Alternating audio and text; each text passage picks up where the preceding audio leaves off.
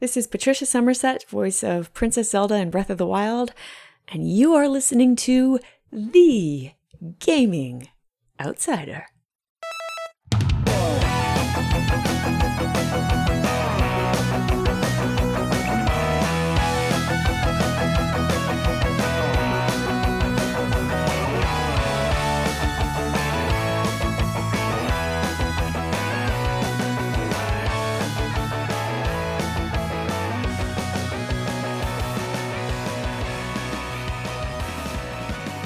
Greetings, programs, and welcome to episode 265 of The Gaming Outsider, a video game podcast with a focus on our incredible community.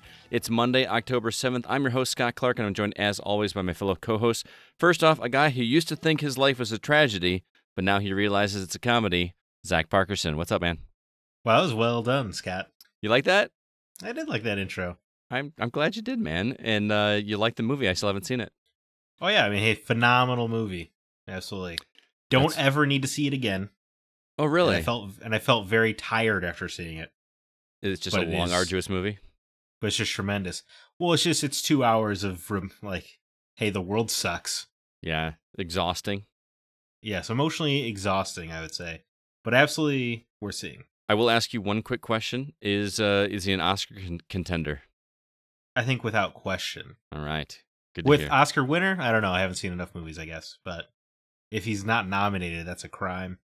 Fair enough. Well, thanks so much for being here, man. It's good to talk to you again, as always. Also joining us, a guy who's read 120 pages of Billy Mitchell's 168-page rant on how he hasn't done anything wrong, Chris Berensmeyer. Yep. I guess I wasted a large chunk of my day. So I still feel dirty. Oh, man. He was talking to me about this off air, and Chris has some thoughts about Billy Mitchell. Let's just say that. Yep. As it were. I'm gonna leave it at this.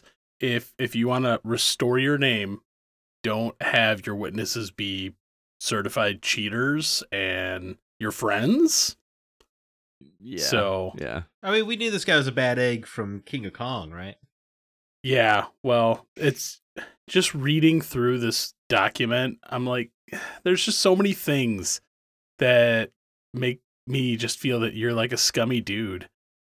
So, like, the whole tape that happened in King of Kong, he's like, oh yeah, I'd never officially submitted that, even though they recognized the score. So just delete that and don't hold it against me. Well, if he says so. It's been a while since I've seen the movie, but I seem to remember an image of him putting a tape into an envelope and sealing it and saying to somebody, make sure that this gets there. Yeah. It's been a while. But remember, it's for entertainment purposes only. Yeah. Anyway, where can people go read that? Is it available online? Yeah, if you just basically Google Billy Mitchell threatens to sue Guinness and Twin Galaxies, there's a link in the article that you can actually download the 168 pages and just feel free to read through it yourself, and maybe you'll probably get the same feeling that I do. I'm curious to know why you stopped at 120 pages. I mean, it's only another 48 pages to finish it up. Well, there's only really 120 pages of actual written documentation. A lot of it is like screen grabs of the different like evidence pieces that he has. Sure. Like the supposed swapped board at Fun Spot, I believe it was, or the picture of like how the MAME load for Donkey Kong versus the actual arcade one, and then like screen grabs of the different witness signed documents like, oh yeah, he really did do these scores from Todd Rogers, the guy that was caught cheating over Atari scores. Oh man, there are people that have nothing to do with games that will see this story and go, what is going on? It's ridiculous. But anyway, on a brighter note, we've got a very special treat for you guys. I had an opportunity to interview Patricia Summersett, and if that name does not sound familiar to you, it should, because she is a voice actress in video games many different games, but the one that stands out for me specifically is she played Princess Zelda in Breath of the Wild, which released on Wii a few years ago. And what a delightful person to talk to. Just an absolute sweetheart. She was so nice. And I got a chance to put it on tape and let you guys hear it. So without further ado, here is my interview with Patricia Summersett. It gives me great pleasure to welcome to the Gaming Outsider voice actress Patricia Summersett, who you might know as the voice of Zelda in Breath of the Wild. How you doing, Patricia? I'm fantastic, Scott. How are you? I'm doing so well. I'm genuinely honored to get a chance to talk to you. As you know from the pictures that I've sent you, and anybody that listens to our podcast know, I'm a massive fan of the Legend of Zelda series, and it's so great to just be sitting here talking to you. Oh, thank you. Well, yeah, it's been one of the biggest pleasures I've had in the last years is to be part of this series. So, yeah, the pleasure is mine as well. That's awesome. When we did a little research just to kind of get to know you a little bit, and IMDb has you listed as the voice actor as one of your first gigs was Beowulf, the video game. It was actually your first acting credit. You know, was video game voice actor work always your intended target, or how did that happen? No, it wasn't. As soon as I found out that you could do it, I was riveted by it. But and actually, Beowulf was my first, let's say, AAA game that got onto IMDb. I had actually done several games before that. Oh, okay. And other voice gigs, radio gigs, and things like that.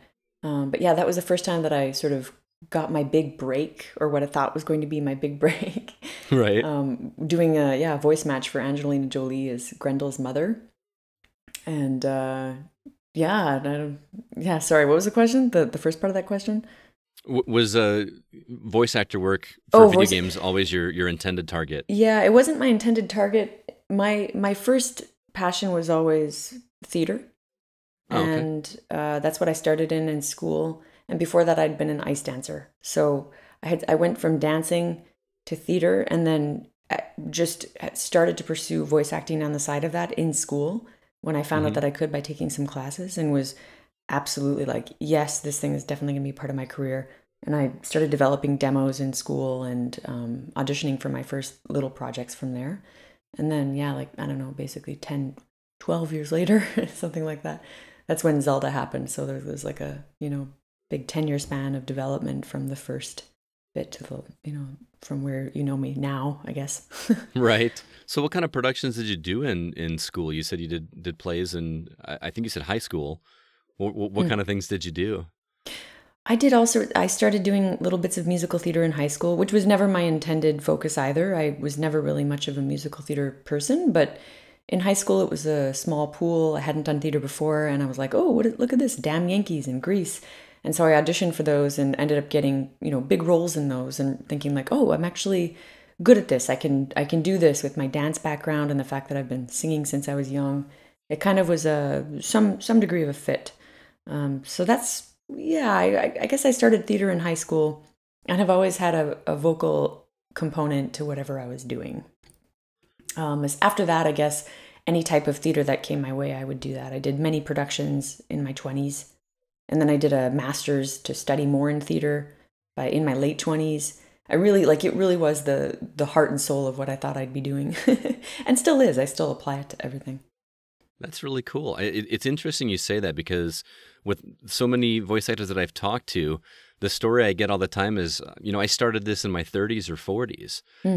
This wasn't anything I planned to do, but you started at such a young age, and I think that's really cool that you prepared for it.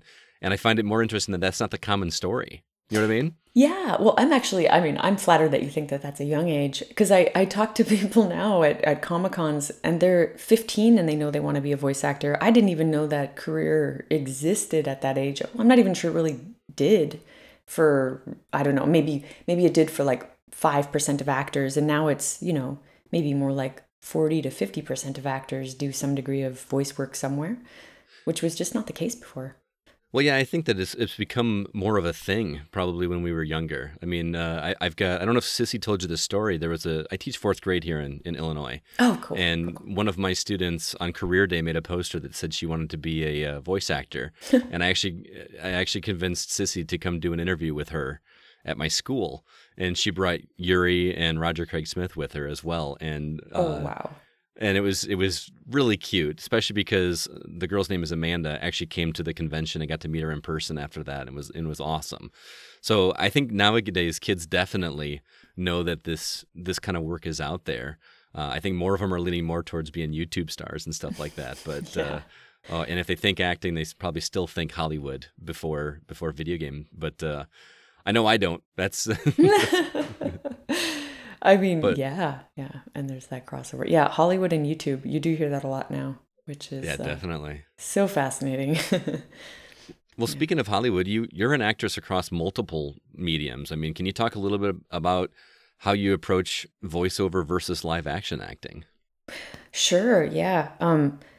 It's funny, I never really thought that I would be in this position where I do them equally, but it was a natural fit. And I think more than anything in this career, when you are just trying to make a full living, you need to diversify as much as possible. Some people do that all in voice. I'm far from that. I do a lot of live action stuff. I still do some theatrical stuff, and I have a band, and we're releasing a second album in a few months, and I do everything that I can to keep myself as active as possible. And I say yes to most things when they come my way, because that's just the nature of the business. Sure. Yeah, I don't know. I'm not even sure how different that is from what other people. I don't know too many people that are doing exactly the mix of things that I do, but I do know some. Maybe it's more of a provincial actor thing. Like, I did most of my work growing up in Montreal before moving to LA, and that maybe around here more often than not, you see more of the kind of like hybrid actors who do a bit of everything. As soon as I moved to LA, people were like, okay, you really have to focus when you're in LA. You have to either be a voice actor or a screen actor, because there's just not enough time to do both and to get traction in any of these things.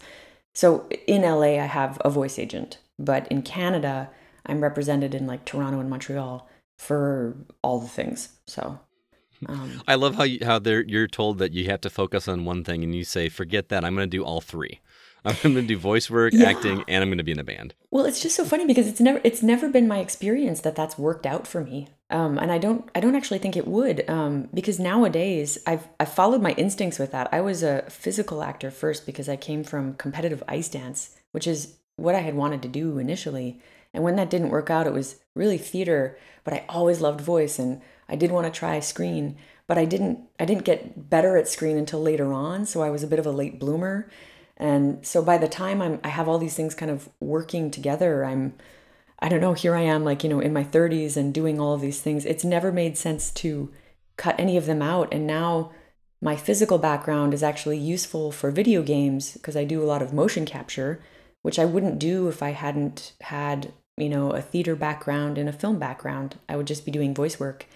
And instead, that's funny enough, some of the most work that I get right now ends up being motion capture. Like, it's a good chunk of the work that I do. And yeah, I'm like, it's a hybrid world. You can be hybrid, and it's just as effective for certain things. Absolutely. And for those that aren't as familiar with your work outside of Zelda, what other characters have you voiced in video games? So the one you talked about was, I'd say, the first AAA game that I did. I've done a lot of stuff with Ubisoft. So like Ash from Rainbow Six is one of my favorite characters to have done. And I've done all the performance capture for her and all the voice work. So anything that you see in any of the iterations is me from, 2015 onward or whatever, or 14. And what else? Let's see. Far Cry series, I've done some work for that. Deus Ex, which is Eidos, I've done work for them. Bits and pieces, worked a bit with Rooster Teeth. I'm trying to think of what are the other franchises? Oh, Assassin's Creed. I've done 2 Assassins in the Assassin's Creed series. And actually just last week had a fun announcement come out. Ghost Recon Breakpoint came out, and I'm one of the characters in that, Paula Madeira, which was super fun. And that was full performance capture as well. So that was with John Bernthal and Rodney Mullen, the skateboarder. Oh my God. Best year ever working on that thing. I can't tell you how fun that particular project was. And I've got some more things on the burner as well. Some fun things that will be announced in the next couple of years, let's say. Very cool, very cool. We're actually going to be talking about Breakpoint on this episode. CB from our team has been playing it quite a bit. So he's probably experienced your voice in that game if he's been playing it. Oh, fantastic. Yay. But with all those characters that you've talked about, I mean, I don't want to undersell it. You brought to life one of the most significant characters in gaming history for the first time. Zelda never had a voice before Breath of the Wild. How in the world do you overcome that kind of pressure playing a character that's that big for nerds like me that just are geeking out to finally hear Zelda's voice? You go in with as much heart as you can. That's what I say, because I guess knowing that I knew it was going to be a big game. You don't know what's going to be, like, you don't know what's going to win Game of the Year awards and things like it did. I knew what it was when I got it, and I was like, what is this crazy fate that has found me in this position upon a move to LA that was a big deal for my career. I made this leap and then was weirdly rewarded with this crazy gig. I don't know. It was a lot of pressure, and it still mind boggles me how that all happened. But I think it really comes down to getting down to the work. And as an actor who's trained for many years in all the kinds of acting, I do feel like there's a similarity across the board in how you approach any of those things. Like, you approach it from character, you approach it from the script that you're given, from the background information that you're given, and then you bring it to life in the situation that you're at, where you're at on that day, and you make it as real as possible for the character. They have to be pursuing something, they have to have a reason to be there. They're a living, breathing thing. That's what you go from. You can't play the past. You can't play the history. You can be informed by the history, but you can't play it. So at some point you have to let go of that pressure and just be in the room and do the work. And that's sure. the best thing that you can do. That's what I think. That's what I go from as an actor, I guess. That's the advice that I give people when they talk about that sort of thing. Very cool. One of our listeners actually had a question about that as well. He wanted to know, Michael Bonovich from our community. He asked, Hello, Michael. He said, is it more challenging having to lead most of the dialogue since Link was mute? What's that like? Yeah, I've been asked that question before, and it's funny because oftentimes in voice work you don't, again, you do in motion capture, but oftentimes when you're in the room doing lines, you don't have a partner anyway that you're going to be directly talking to. You don't know what lines are coming at you, so you're often doing a series of takes that are all a little bit different that somebody can then choose which direction they want to bring it when they're shaping it. But we also had a wonderful director, Jamie Mortellaro, in the game, who also plays Prince Sidon. Funny enough, Nintendo was like, we would like you to take this character, so he did. He was perfect for it, but he was also the director, and he would give us these wonderful line reads. He was really always interested in trying to inject it as much as possible with the immediate life and get us to react to something, because it can be challenging when you're doing dubbing work and you have a timed script and you have to follow the bars and then bring it to life, and you don't know who you're going to be talking to. But I don't know, it's sort of standard that does happen in most jobs, I would say. So I'm not necessarily sure that it was so much harder, because you always have an image of who you're talking to in your head. You make it up and you make it worthwhile when you do it. Well, Zach could not be here on this episode or on this interview, unfortunately. He's my co-host on the show, one of my co-hosts. And this is a question that he likes to ask voice actors all the time. Is it fun recording those NPC barks? Like, do you like to have fun with them? Or, I mean, is it a quick process for an easier paycheck? And what's that like? That's a great question. I'm sure every actor goes, ha, ha, ha, ha, and does a little chuckle or something like that. They can be super fun. They can be hilarious. They can also you got to be careful with them because they can damage your voice. It's funny. I used to do them freely and a lot more of them. And now I'm more specific about the ones that I take just to have vocal stamina when it comes to those kinds of jobs. Like, I'm more strategic about when and how I do them, because I've had experiences where I've had a neck spasm in the room trying to do it, or oh no, really? Yeah, in the middle of a session. That sounds awful. Yeah, big warrior voice I was doing at one point, and oh boy, yeah, I was out for the count, but I didn't tell them. I just went home and afterwards laid on my back, and then it really I finished the session because I was like, wow, I did that to myself. Can't say anything. Things like that can happen when you're doing hilarious barks. They're super fun. They're ridiculous. sometimes you're burping, sometimes you're, doing versions of 3 screams in a row, 20 different ways, I don't know, man. I would say it's not my favorite work. I like more fine work now because I've done a lot of barks by this point, but yeah, it kind of just depends. Like, is that kind of like a pay your is that kind of like doing your dues thing to get the really good gigs?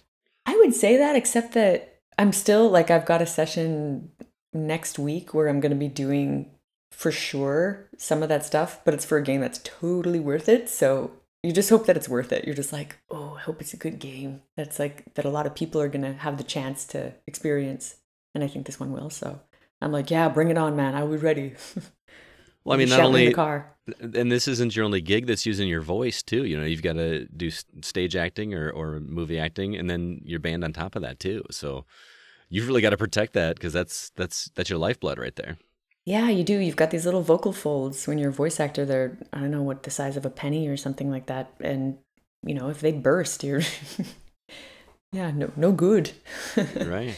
Well, I appreciate you taking the time to come talk with me then. I promise I won't make you do any barks or anything. Oh my God, I'm so tired already. It's horrible. Listen to this vocal fry. Speaking of your band, I'm something of a musician myself, but just barely. I was Yeah. I was in a band. All the good ones say that. No. We've never even played in a bar or anything. We just played out of my garage for like twice. But it was a lot of fun. But I couldn't forgive myself if I didn't ask you to tell us a little bit about your band, because I literally did not even know you had a band until I started researching for this. And I saw Summersett, and I'm like, that's Patricia right there in this band. I listened to some of it. How did that all come about? How long have you been together with your band? Gosh, that band has been, I think, formally together with some breaks since like 2012. Oh, wow. But it really only kind of came to fruition, or was brought to fruit, let's say, in 2015 with an album, which was like this big feat to make. Oh my gosh. Making an album is no joke. Boy, is it amazing, and it is fun, but it's a lot of work. So after that, we took a bit of break. I moved to LA, actually, full time, so our band took a break. It came from, basically, I dated for a long time the guy who is now my co-partner, very dear friend, and collaborative creative partner. And so we still have this band together, and we play with 8. We've expanded it. It's just like such a great joy. And we sing with 2 other actors, actually, who are actor-singers. They're fabulous. We have a violoncello, bass, and drums. And yeah, everybody's super down for whatever we can do, but live gigging's tricky with 8 people, and with me never being in town because I'm constantly traveling. So we focused again on making a second album. So that's what we've just done. We've been recording for the last like year and a half, basically. We're finished. We're on the mastering stage, and we should be releasing that probably in, I'm going to say February, March. It keeps on getting delayed because we have to do a whole sort of marketing thing before we release it. And it's got to be the right process through that. Otherwise, it's kind of not worth, in this day and age, just like releasing something. Sure. If you want to get any kind of traction whatsoever, you need like a little campaign and things like that. So, well, where can everybody look that up and track down the music? That would be SummersettBand.com. Summersett with the spelling that I have, which is the weird spelling with summer like the season and 2 T's at the end. Awesome. Yeah, I listened to it today. It is gorgeous music. It's I don't know if I want to say folksy, but you've got this your voice is outstanding, and I'm not just blowing smoke at you. It's great stuff, and I'm going to be listening to more of it. I'll probably pick up an album myself. It's gorgeous stuff. Love it. Oh, thank you, Scott. Thank you so much. Yeah. I will send some stuff along to you if you want. We actually just recorded a live video 2 weeks ago, and it should be edited soon with one of our title songs from the new album. So very cool. What's the name of that song? It's called More of the World, and the album is going to be called Friends at the End of the House, which is one of the lines from that particular song, which I think we feel like it embodies the album really well. It is folksy. It's totally folksy with classical and jazz. That's what I would say. Yeah, it sounds familiar yet fresh at the same time, which is refreshing to me. Oh my God! Yes. Well, yeah. Thanks. Well, you seem to be something of a Renaissance woman, delving into so many different art forms. How do you balance it all and still find time for you? I don't. I'm just kidding. I think any talk to will say balancing life with work is a challenge because it's constantly saying yes and you're constantly looking for your next job. But maybe you could say that as a teacher as well. Like it's always a challenge. There's always something more you can be doing. And in this day and age, people always expect you to do a lot of stuff. So, I could be better at that, to be honest. This year has been particularly fascinating. It's been one of the most exciting years for me, but I've traveled so much that I forget where I am sometimes. Like, like I put my feet down and then I'm like on a plane again. So like, for example, this weekend, I'm in Michigan. I'm back for 2 days, filming both of those days. And then I leave on a trip that goes LA, Texas, New Zealand, Montreal, New York, like without really landing. And then I'm back in Montreal for a couple of weeks before I leave again. So I'm just like, woo, here we go. It's hard to balance anything, really. Like you just kind of like fly by the seat of your pants and go, woo, I'm on an adventure. So what do you do for fun? Do you play games at all, or do you? I don't really have time to play games these days. I do game sometimes, and I love it when I do. But honestly, like playing with young kids like Raymond or something, I find super fun and relaxing. Right. But these days, yeah, what do? I work on album art and like basically all the things that I'll be releasing because I find it such a joy to be able to release things and get projects done. And then I eat with friends. I go out. I'm a big foodie and I do yoga. Yeah. I hang out with my partner. We do yoga together. He's filming things, so I'm helping him out with that. I wouldn't say it's downtime, but it's also super exciting. So, sure. So you're an actor, you're a voice actor, you're a musician, and you're an artist. So you've got all four now. Well, an artist is an act. I think they all go together. Don't you think? Oh yeah, I'm just totally jealous of your talent. That's all I'm saying. I didn't say I was talented. I just said I do these things. No. Oh, that's awesome. You're doing what you love, and that's really, really awesome to hear. Now, I got one last question before I got a couple from the community here for you. We talked over email a little bit, and you mentioned that you had some big news this week. Was that the Breakpoint news, or do you have something else? It was the Ghost Recon news. Yeah. Oh, okay. Totally. Okay, because we were all chomping at the bit. What's she going to tell us? What's she going to tell us? Is there anything you can tell us? And if you can, I totally understand it. Is there anything you can tell us about Breath of the Wild 2? Oh, no, not at all, I figured as much. Sorry. It was worth a shot. It was totally worth a shot. I'm really completely in the dark with that stuff. So. I understand. I totally understand. And we're very obviously looking forward to the release of that. When they unveiled it at E3, we were practically drooling, especially because it seems like Zelda's going to have a little bit more prominent role than she did in the first one. So I loved the trailer. Yeah, it looked very dark and interesting. Yeah, I agree. Very cool. Who knows? But yeah, I really don't know anything about it, to be honest. Well, just a couple more questions from the community. Then actually somebody you actually know, apparently, Alyssa White is a listener of our show. You know her? No way. Alyssa White. Yeah, I've actually podcasted with her. Of course. She said to tell you that she loves you because she said that she's a friend of yours. So hello, Alyssa. And her Big boyfriend, Sean, they podcast together. He asked, he said he had an obvious question. Because he has a podcast called Horribly Awkward that you can listen to at horriblyawkward.com. You're welcome, Sean. He wants to know if you've had anything horribly awkward happen while in the booth at a job. I mean, many times. I think one thing that I've learned not to do, and this is just like a really random thing, but I'm sure a lot of voice actors talk about the sounds that happen in a booth that you don't want to have happen in a booth. But I find eating apples is a really great way of getting rid of noise clicks in your mouth, like eating a green apple. But what I've discovered is if I lick the apple, it's perfect.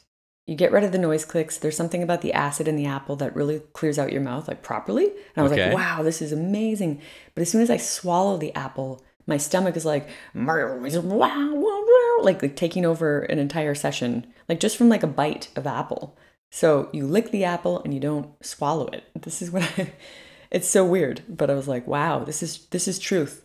So I've tried it a few times. Like the inside, not the skin. Like you actually cut the apple and then you lick the Yeah, like you the bite meat the part? apple. Yeah, you lick the juice, Uh-huh. and that's okay. But just don't swallow any of the apple itself, because it's like an easy to digest thing, or it's like gets your digestive juices going, and it makes your stomach loud. So then you have like stomach noises in your session. This is my experience. This might not be everybody's, but mark my words. That's hilarious. I'm imagining you have like a spit bucket, like in the movies whenever they have to do a scene where they're eating, and it's just filled with green apples. Oh gosh, that's great. It's apple season right now too. Yeah, definitely. It's orchard season. Well, Patricia, that's all the time we're going to take, because I know you got a lot going on, but thank you so much for taking the time to come chat with us. We really appreciate it, and like I said, it was an honor and a privilege to get a chance to talk to you. Oh, my absolute pleasure, Scott, and I hope to get a chance to meet you at some point. It'll be super cool. Fingers crossed. I'm going to do everything I can to make that happen for sure. Where can our listeners follow you, like on Twitter or your website, if they want to learn more about you? I'm on all those things. I'm usually making my announcements on pretty much Instagram and Twitter first. So that's at Summersett _ That's it. Yeah. Very cool. Well, thanks again, and looking forward to meeting you in person someday, hopefully. And again, thanks for stopping by, and you have a wonderful rest of your evening, okay? Yeah, you too. Thanks. Thank you. And there you have it. I hope you guys enjoyed that as much as I did conducting it. Thank you again to Patricia for taking the time to sit and chat with me. It was an awesome experience. With that, we're going to go ahead and jump into the week's news.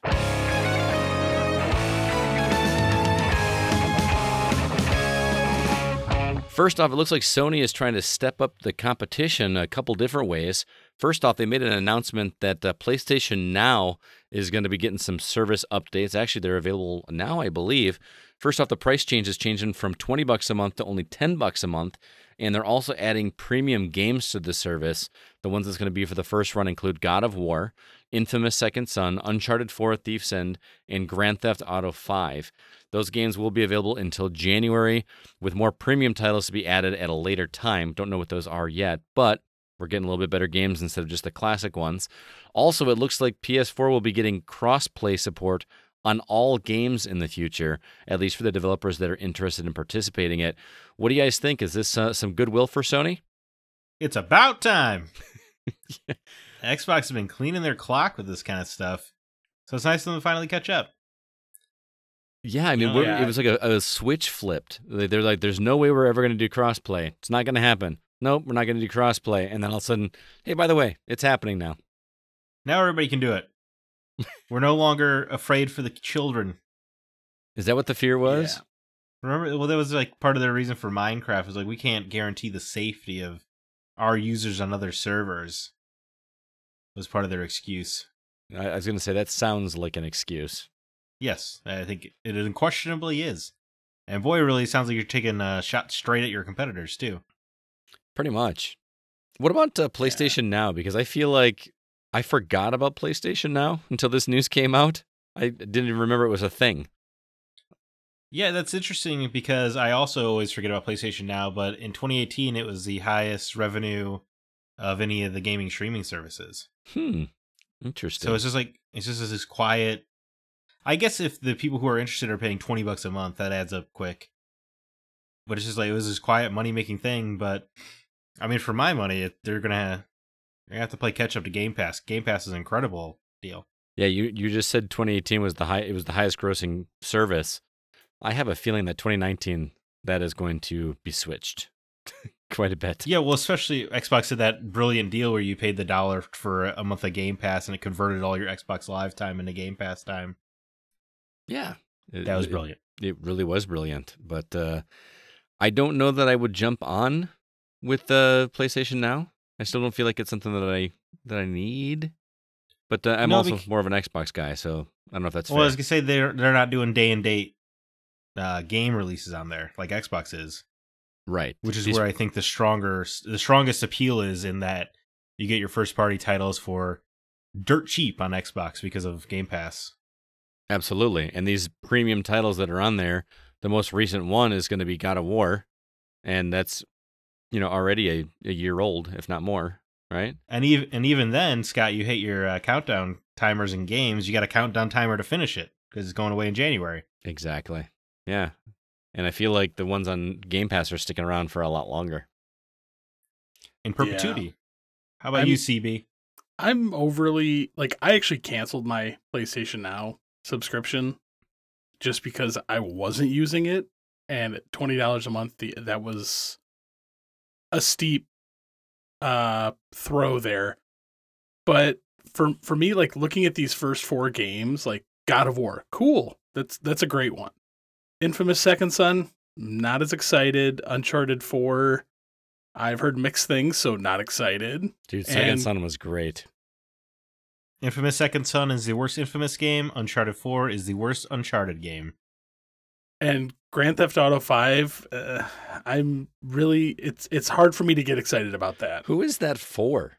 Who doesn't own Grand Theft Auto 5 at this point? Scott, you say that, but it's in the top-selling, best-selling games every month somehow. But that's what I mean. It's like always in the top 10. So who is still buying that game? Is it in the top-selling games because of all the revenue that it's getting from Grand Theft Auto Online? No, I think it's just tracking copies sold. The MPD. Yes, it's actually tracking copies of the base game. I think a lot of it is that online community that is still growing and thriving. I guess people turn 17 every day, and of course nobody plays an M-rated game before then, so that's probably what it is. Yeah, that never happens. Yeah, I'm just trying to understand why on that one. So it makes zero sense to me. I feel that they could have thrown a better 4th title in that list. Than Grand Theft Auto? Well, just something that maybe a different PlayStation exclusive. I was going to maybe say Spider-Man. Oh, man. Oh, my God. If Spider-Man was on that list, I'm willing to bet that would have been a game changer. I mean, that sounds like the obvious choice. I don't know. Like, I mean, that game sold over 14 million copies, so I can't imagine you're going to get like a super massive amount of people buying more copies. You put it on PlayStation Now, you just try it out. I don't know. Seems like a no-brainer to me. Especially if it's timed like that. People play it, don't finish it by January, then they're going to want to buy it to finish it. Right, so PlayStation hit already, $20, get out there, tear it up. Yeah, I like it. Again, I don't think it's a service that I'll use. I have Game Pass, but that's mostly because I can get day-and-date games on there. And until this gets to day-and-date games, I don't feel like I'm super stoked about it. But I think that they're making steps in the right direction, which is good to see. Didn't they also just announce today that they were dropping support for Facebook on PlayStation? Yes, they did announce that. Why is that a thing? So, is anybody using their console to stream on Facebook, or is that a streaming thing? It's a streaming thing. So you can just transport everything straight there, or capture an image and put it straight on your Facebook if you're into that kind of thing. Oh, I refuse to do that. There was an option where you could take a screen grab and then have it automatically go to your Facebook group. I'm like, I'm already losing people from my my Facebook wall that are annoyed that I talk about games all the time. So I try to keep. Those aren't your friends anyway, Scott. I know, but I that's why I've tried over the past 5-6 years to keep all my video game stuff to the Facebook group instead of on my personal wall, and I keep my. Let your freak, Scott. Let me tell you about friends.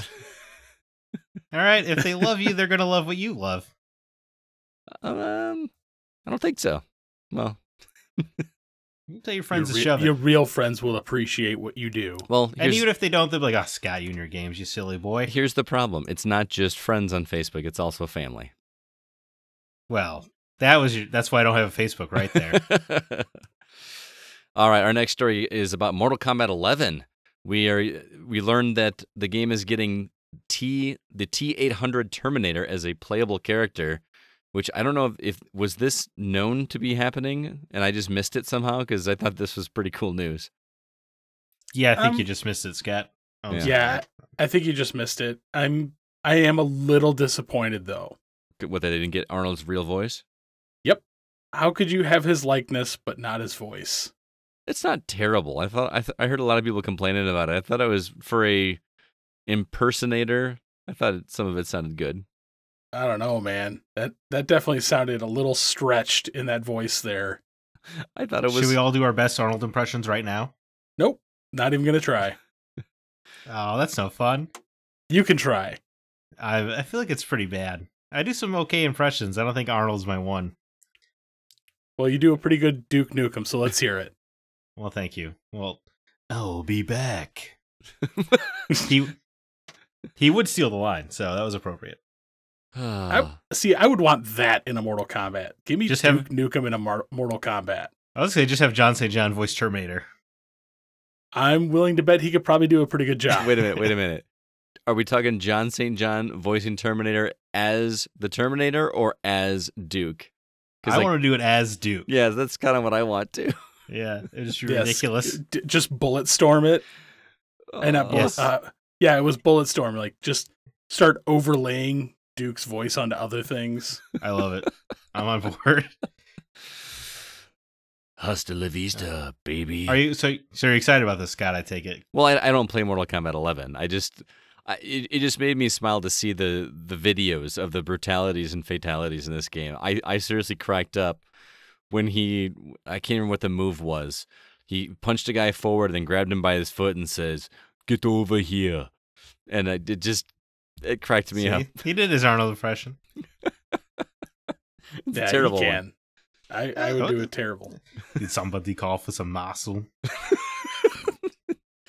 I think you sound like one of the Saturday Night Live. We're going to pump you up. Hans and Franz. Hans and Franz. I don't know. Like I said, I don't play the game. I'm terrible at fighting games, but I have to imagine that Nate, our producer, is stoked about this because man, is that guy good at Mortal Kombat 11. As our Discord community can attest, he's pretty solid. So if you're interested in that, check out the trailer for that for sure. Zach, I'm going to let you take this next story because I don't know what the hell I'm talking about when it comes to this. So you take over this part. Hey, get over here. That was good. I like it. Thank you. Sure. I mean, at New York Comic-Con, Marvel's Games had a panel. They announced the Avengers game. Miss Marvel is the 6th playable character. She is Kamala Khan, as I'm sure you're familiar with, Scott, because I know you read all the comics. Yeah, sure. And I guess they really made it seem like she is the protagonist of the game, or at least the vehicle through which most of the story is seen. So what is Miss Marvel's story? Because I don't have a clue. I thought she was a good guy. Oh, yeah, protagonist. I'm sorry, yeah. Yeah, she's a good guy. She took over as Miss Marvel when Carol Danvers became Captain Marvel. Yes, this is accurate. She's an Inhuman. Her powers manifested when Black Bolt secretly set off a Terrigen bomb, activating the Inhumans around the globe. And if I remember correctly, he pinned it on Thanos and got away with it, too, which is pretty awesome. Yes. But she came at a time when Marvel was doing a big push for diversity in their superheroes. Sure. And she's one of the ones that's stuck. Yeah, she's of a Muslim background. Right. I actually like the character, so yeah, sure. She has a lot of fun comics that are, I mean, they're kind of like weightless fun. You know, you're not getting like a lot of like hard hitting sci-fi or anything, but they are a lot highbrow stuff. Yeah, it's just like fun, quick story arcs. Almost in the same thread as like Squirrel Girl. Yes, that's exactly where I would put it. It's focused towards like 13-year-old, like the YA market, I guess you could say. Oh, okay. And I don't know. I mean, she's an Avengers fangirl, so that's a fine enough character to make your lead in the Avengers game to bring the Avengers back together. So when you say lead in the Avengers game, that confuses me because from what we saw at E3, it looked like it was a swapping between the main Avengers that we did know at the time. But you're saying there's going to be a main character that is not one of the original, what is it, 6 Avengers? Well, I think what they're trying to go with is the fact that the actual story is going to be told through like her eyes. Oh, okay. But when it comes to like action or moving like through a level, you can swap between the different characters. How far off the mark do you think I am there, Zach? Well, they finally clarified the structure of the game this weekend. Really? Only took them several months. There are hero missions, which is where the storyline takes place, and every hero mission has a set character you have to play as, and that's where your main story happens. Like that demo they showed, the A-Day demo. is just kind of the quick tutorial mission. But then after that, every hero mission will be like, well, this is what Hulk's up to right now. But then they have the Warzone missions, where you can pick who you play as and play with your friends in co-op and stuff like that. And they're a little more story light and more gameplay oriented. It's like a horde mode kind of thing? No, it sounds like it'll be very similar to the main game structure. It'll just be designed around co-op, whereas the hero missions are designed around telling you a story. Oh, interesting. So you kind of run through the story and then keep playing more with your friends. Right, yeah, because they want you to play this game forever. Sounds like it. The way the story works like that, it kind of reminds me of Injustice 2, where it's like, oh, this is who you're playing as for a little bit. Yeah. And now check out what this guy's up to. Well, I was thinking Grand Theft Auto 5. Like, I mean, that was only 3 characters, but every once in a while you played as Trevor, and then you played as Michael, and... Well, there's a big war table where you pick your missions, so you can kind of... You'll be like, oh, I want to do the Hulk mission. What's Bruce up to?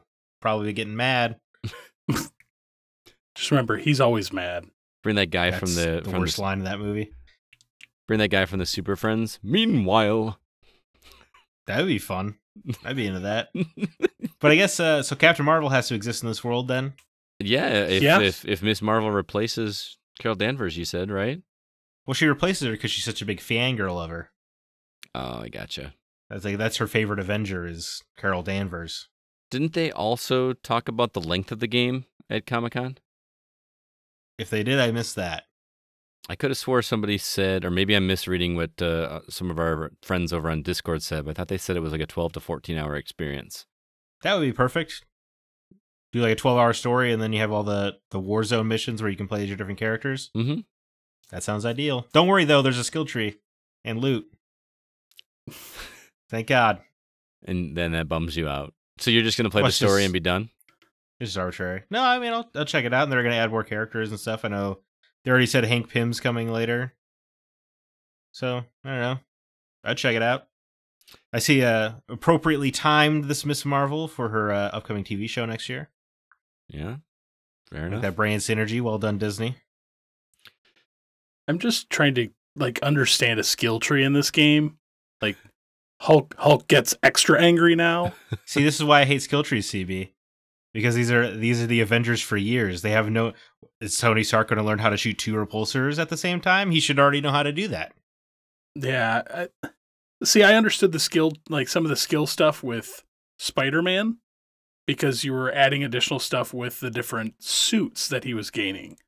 Mm-hmm. With this, it makes 0 sense to me. Captain America, he's going to get 2 shields now.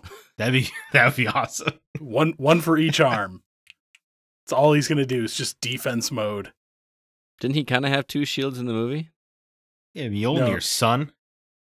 He had the round vibranium shield, and then he had the one that was made for him by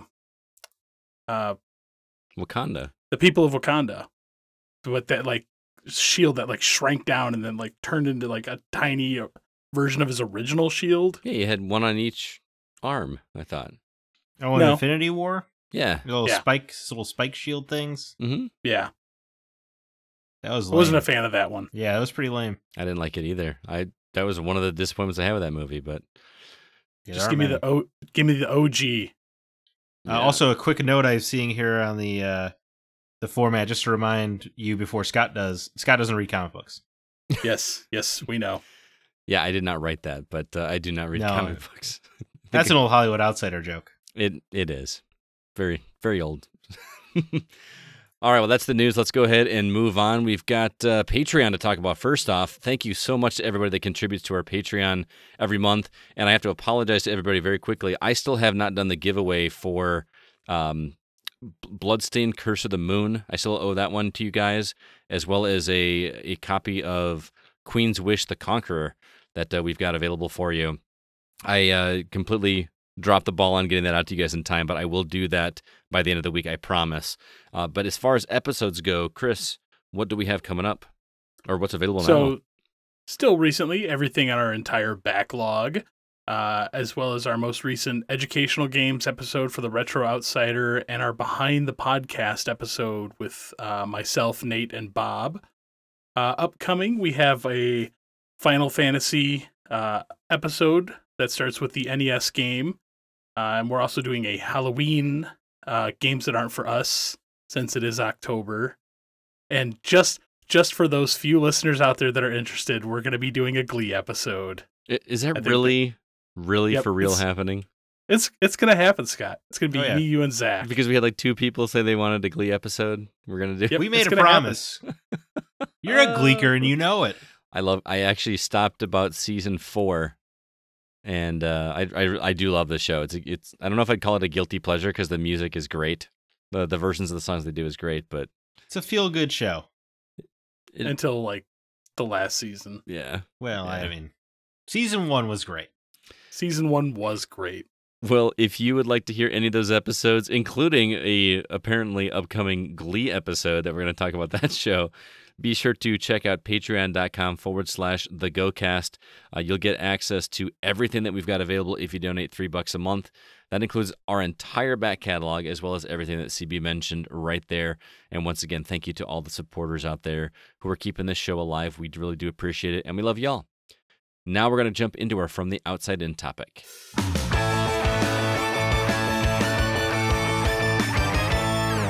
Boy, September was a long month, so it's been a while since we've had community questions, but here we are with another first of the month episode, which means we ask you for topics to discuss on Facebook, Twitter, and Discord. So let's see what you all came up with right now. We're going to start with Facebook. CB, why don't you kick things off? So first off, Sean Coates would like to know, how do you define retro? Do you define it objectively by its actual age or subjectively to your childhood? Now that the Dreamcast just turned 20 and the PS2 not far behind, I still can't bring myself to call that generation retro. I was in high school and college during that era, and I guess I'm just in extreme denial about getting older. For me, retro ends at the PS1 N64 era. Do any of you feel the same? For me, I currently put the Xbox, PS2, Dreamcast, and everything before those in the retro category. It's more or less like the classic retro versus the more modern retro. It's going to start breaking down into further areas for me. But because they are 20 years old, I mean, that's possibly 2 generations removed since those consoles came out. Yeah, I'm kind of with you. I feel like 20 years is a good point, but I don't know if I like the number better or the generation cycle better. My mind immediately kind of went somewhere between 2 and 3 generations ago, but the more I think about that, that means when these next consoles come out, like the Scarlet and the PS5, does that mean that we're going to be calling the PS3 a retro console? Because that feels too soon to call the PS3 a retro console to me in the next 2 years. Well, I mean, that's where it's subjective. For me, I do kind of put it at 2 human generations. That's why I was like, 20 years. I mean, you have people entering into college and then 2-3-year-olds that are now starting to pick up controllers for the first time. So yeah, but the console generations are getting so much shorter, wouldn't you say? They're getting longer. Are they? Yeah, they're actually getting longer. Yeah, 360 was around, 9 years? Wait. 8 years? Yeah. For the next one? NES came out 1983, 84, and Super Nintendo, I believe, was 1990. So that was 7 years. Didn't Nintendo, weren't they the originators of like the hard 5-year life cycle? Yeah, the five, and then it went 5 to like 5 to 7. Yeah. And now it's almost getting to the point that it's going to be 8 to 10.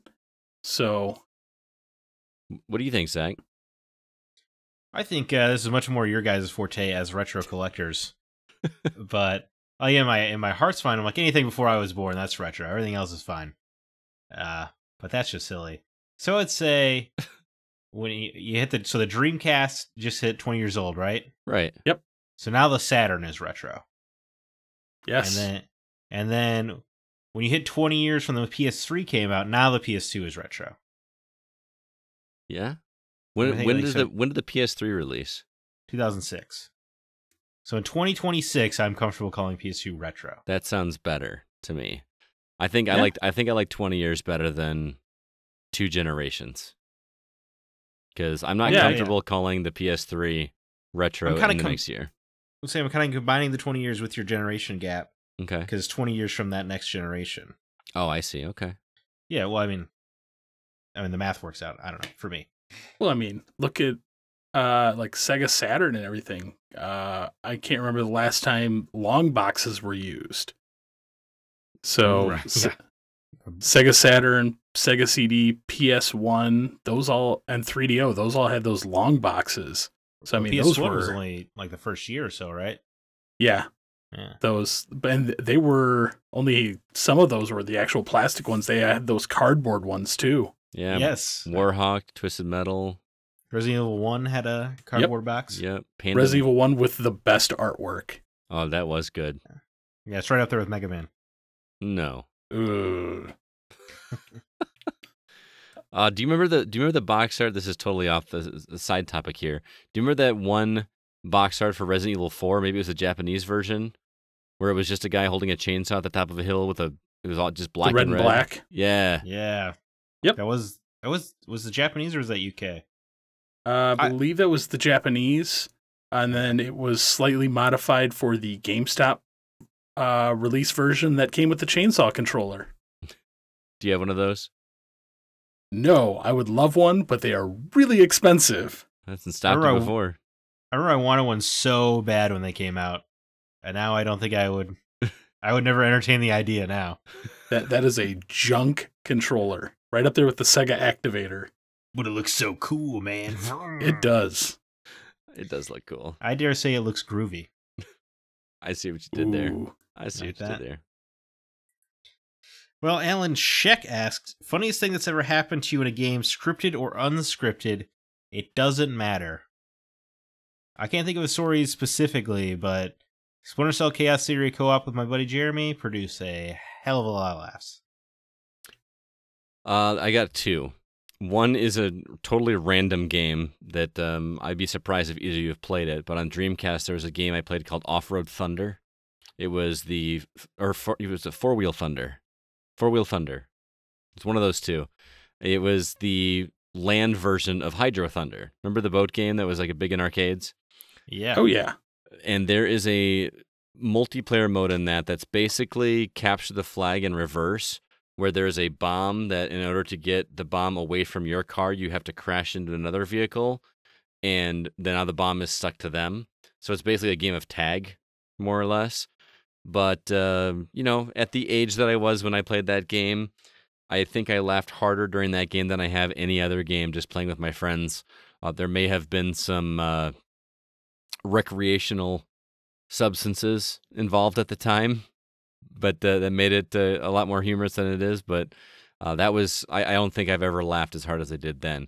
But as far as a specific moment that was actually intentionally funny, and maybe it's just because this game is so bizarre, but Shadows of the Damned is a game that if you haven't played it, you need to make time to go play Shadows of the Damned because it is so ridiculously absurd, and it's done in such a way that is just very enjoyable for me.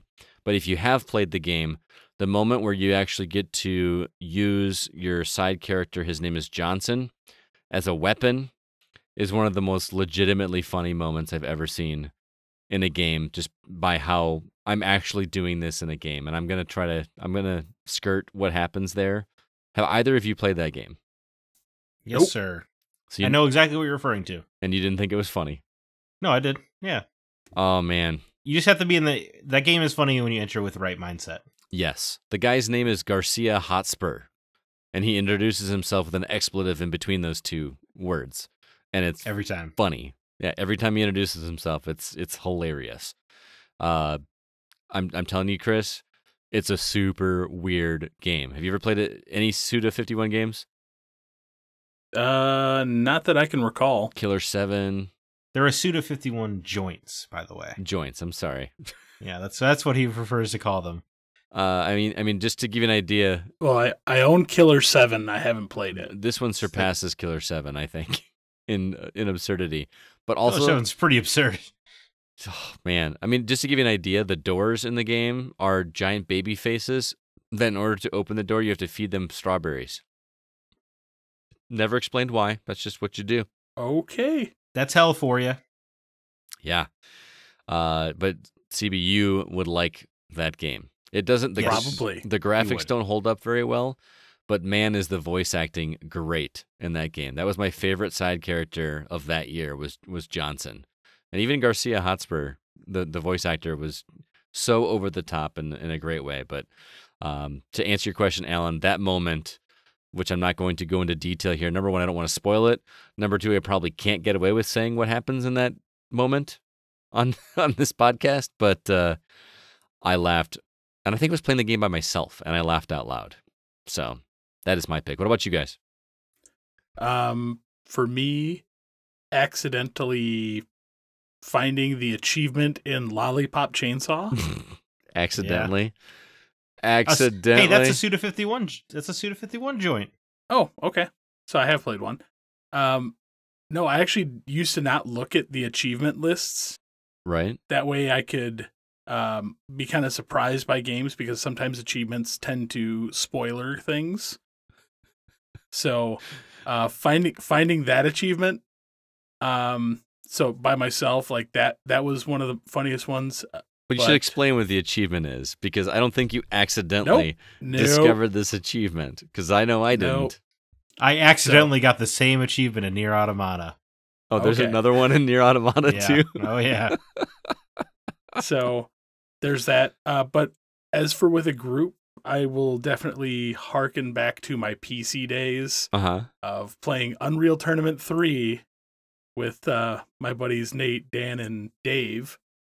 But setting the game to 4x speed, insta-gib, low grav.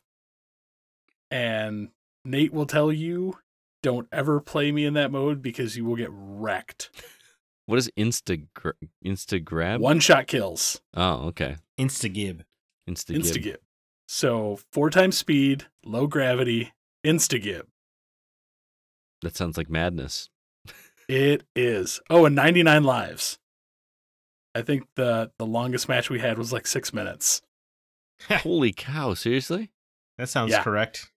Wow. Yeah, that was some insane speed.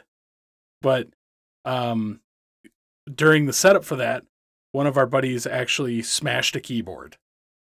Because he was mad? He lost by over 50 lives. Have I ever told you guys my Uno chicken wing story? No, but this sounds like a perfect time. Oh, I mean, it's got to be off air, but it's... Okay. Remind me after the show. I think I know where you're going with this, because I have a similar Uno story. Right now. I can't wait to... Yeah. Let me share that with you later. Back when Uno had the live camera, is that... Oh, yeah, there's some camera. Yeah, that camera's beautiful. But I was thinking of Resident Evil 6. Playing through that was really funny, because it's so bad. That me and my friends, me and my buddy played it through in co-op, and we were just slowly losing our sanity while playing through it. And there's this point where you have to go up this ice hill that when you actually can go up it takes about 3-4 minutes and just running. But you're also doing combat along there, and if you get hit, you fall all the way back down to the bottom. Don't you slide down though, or all the way back down? Yeah. So it took us hours because we played on the hardest difficulty, because we played Resident Evil 5 on the hardest difficulty. You can't be chumps. You got to keep it going. But the problem is Resident Evil 6 sucks. So we kept falling down that ice hill, and we were just for hours, and eventually we were just crackling, just laughing through tears at how stupid and frustrating and annoying and terrible the section is. It was wonderful. That's great. It's good. We went mad. Did you have any others, or was that your last one? Those are the only ones I can really think of. All right, Kyle. That he could talk about on air. Yeah, there is that. I got to hear yours later. Kyle Boggs says, favorite studios and why? Personally, Bethesda and Naughty Dog can do no wrong with me. Naughty Dog especially. What's yours and why? Who wants to start? Favorite studio? I think I think I know Zach's. I'm pretty sure, but I'm actually going to go with Ubisoft. A broad answer. Yes, mostly because of Assassin's Creed. And most recently, the Ghost Recon games. So are these all still spearheaded by Ubisoft Montreal, or is it just kind of a conglomeration these days? I'm willing to bet that all decisions go through like one, but there's like one studio that spearheads and everyone else supports them, kind of thing. Yeah. Okay. I'm not really sure on the inner workings of Ubisoft, but yeah, I didn't mean to. Sorry, it's just because it used to be the games felt different, right? It would be Ubisoft Montreal's making Assassin's Creed, Montpellier's making Rayman, Singapore's making End War. Yeah, I forgot about End War. But I don't know. It's just everything that they've produced, I've just thoroughly enjoyed. I can't really think of a bad time that I've had with a Ubisoft game. So, I can. Do tell. Well, what? I mean, Wildlands. It's no good. See, I loved Wildlands. Assassin's Creed Odyssey is a pretty aggressively average time. Loved it. It's been like 4 or 5 months since you've used that term. You asked for Ubisoft. Far Cry 3. I played a couple hours of. And see, I'm late to the Far Cry game, and I've enjoyed every outing I've had in it. So I like Far Cry 3 quite a bit. That's actually might be my favorite. And the only reason I went with them over Bethesda was because to this day I still cannot bring myself to play through Oblivion. I tried, man. Oblivion feels very obtuse at the beginning of that game. I could not see what everyone was so excited about on that game. Yep.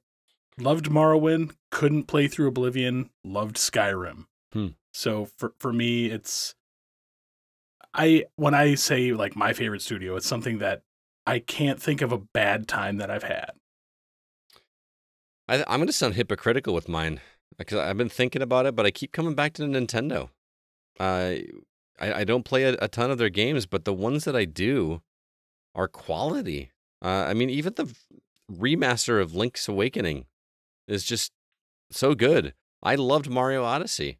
I love Super Mario 3D World. It's just... I don't even know if it's cheating or hypocritical because Ubisoft probably would have been my best pick if CB hadn't stolen it from me. But how dare he? Good. Yeah, you guys can have the same one. We can. Yeah, I play a lot more Ubisoft games than I do Nintendo games. So and see, I feel the same thing with like Nintendo versus Ubisoft. Like I almost feel like there's like the Mario division and the Zelda division. Well, yeah, I think that is true. But they all fall under the same umbrella of Nintendo, technically, which is why I think it feels almost cheating because there's so many games that fall under that. Well, with all these studios that got bought up by Microsoft, do they all fall under the Microsoft banner? No, they keep them separate. Right? Like Nintendo doesn't tell you who their team breakdown is, except for I think R&D 1, who makes Mario. Right. Yeah. Yeah. And Scott, what did you think mine was? I assumed it was going to be. I can't think of the name of it. Oh darn. Platinum. Yeah, it's either Rocksteady or Platinum. Platinum. Yeah. Yeah. Rocksteady, Arkham Knight was disappointing, but it's still great. Mm-hmm. The story sucks. There's too much Batmobile. I love the Batmobile in Arkham Knight. I'm in such the minority, but I loved it. Yeah, sorry, the story doesn't suck. There are bad parts of the story, and they really stick out. There is some great stuff in the story as well. But Arkham City is tough to ever put down whenever you pick it up. And then Platinum, they just have such a style about every game they make that they're hard to ignore. Yeah, they have a very specific style of games that Scott sucks at. Yeah, no, I'm not good at them either. Absolutely not. But for me, Platinum has had more than a few bad games, whereas Rocksteady, I will play whatever Rocksteady makes forever, whereas I will not play whatever Platinum makes. Interesting. So I think Rocksteady would take it as my favorite developer. Fair enough. Yeah. All right, CB, we're back to you. Ty Nelson, how do you feel about mods? There's a big kerfuffle in the Oculus Quest groups because of the current update did away with them in Beat Saber. Some players feel that this is unacceptable because they want to add their own songs to the game. Man, I'll start with you on this one, Scott. I don't know. This is a sticky wicket for me because It's sticky wicket. a sticky wicket. Sorry, I didn't want a little Sheldon Cooper on you. Because this is art that's made by somebody, and a mod is changing that art to be something more that you want. This isn't something that we see people do with movies, right? We don't see someone that like rewrite a story or reshoot a scene or something like that because it's it feels off limits. There are recuts. But not done by fans is what he's saying. I've seen some recuts by fans. Sure. But I mean, Star Wars Phantom Menace, the Phantom Cut, just replace all of Jar Jar's dialogue, and that movie is great. Yeah, it's great even with it. So you're one of those. Well, I was 8 years old when I watched it, Scott, and I watched it 120 times. So I don't really. My brain is forced into liking it. That's very possible. But on the other hand, for games like Beat Saber, that game needs that kind of mode, and I don't know who that's hurting, except for maybe the musicians that aren't getting paid for. As I say, that Beat Saber seems like a legal situation that mods would need to go away. Right. But mods in general, I think, are part of the power of the medium. Where you're right, like the game creators have an authored intent, but cool thing about video games is you can mod them, and that's part of what makes our art form so special and unique. I think I would like mods a lot better, and I don't touch them at all myself because I don't know how to use a computer. But if the mod community was, where you make something and you can sell it, but the original developer gets a cut of the revenue, I think. He's opening up that can of worms. Hey, he asked a question. Remember when Bethesda tried doing that and everyone got fussy? Yeah. Without mods, we would never have all those sexy character models, I don't. What about you, Zach? On mods, I don't really partake in them either. Outside of I think it was Jedi Knight Academy where people like modded their own levels and stuff, and I would go into role playing servers as a Jedi or a bounty hunter and stuff. That was pretty good times. That's really my only mod experience. But I don't have a clue how to make them. I barely know how to download them. And for me, I kind of fall more in line with Scott, where I just want to play the developer's intended game. Mm-hmm. But if people want to mod their game, more power to them. That's however you want to play it. See, I understand where you're both coming from, and I'm actually firmly in the mod camp. But I prefer to play the game through the first time, just exactly how it was intended. After that, I don't mind modding a game. Simply because of some of the hilarity that can come with it. I mean, there's mods for like Portal 2, Skyrim. There's one of the most recent ones, which I think is absolutely hilarious. Somebody modded Resident Evil 2, so the Tyrant is Thomas the Tank Engine. Yeah, I saw that. It was pretty funny. Like, that is hilarious. It really makes Thomas be really scary. Yeah. Or somebody made the dragons in Skyrim as Macho Man Randy Savage. Like, that is the best. Like, I don't care. That is hilarious. Like, that made me want to actually buy Skyrim on PC just to do that. He's even wearing the hat. And the dragon is wearing the hat, which is so funny. Oh, it cracks me up. But as far as like Beat Saber, I understand like there's licensing issues and everything. Honest to God, my favorite type of that game, like Beat Saber, is still Audio Shield, which you can only get on the Vive. Oh, that game looks so much fun. That game is amazing. And the fact that all the music for that game comes straight off of YouTube, and it just randomly generates like all the stuff coming at you. Basically, you use two shields, one on one arm, one on the other, and the objects flying at you are different colors, and you have to block them. It's a great version of that with the right color shield. You're like Captain America. Yeah, Captain America. It's a great game. So, but yes, I'm all for mods. So, sounds good, Zach. You are up the next one, sir. Sure thing. Amanda Sink, a name familiar to most of us. Very much so. When playing a game that offers tips or hints, do you utilize them or skip past? What about online tools or cheats? I remember using online codes for various PlayStation games when I was younger, primarily Grand Theft Auto, but I've never used those online methods as I've gotten older. Oh, I cheat like crazy. If I'm stuck in the game, I'm not having fun trying to figure it out. I'm hopping to YouTube and trying to figure out what I got to do. Or especially if I'm achievement hunting, I follow a guy by the name of Macca. He does these guides on YouTube called Macca's Guides, and he basically walks you through how to get the achievements in games as quickly as possible. And I have no shame in watching those and getting some tips and tricks to get that done faster, because it's a waste of time. Otherwise, wow, I didn't know that you. I didn't even think about that as cheating, like trying to do collectible hunts and stuff like that to get your last trophies in a game. But I guess it is. A lot of games give you, like Spider-Man or something, you eventually just get all the collectibles on the map anyway. Right. So you really don't need them. Remember Assassin's Creed 2, those feathers.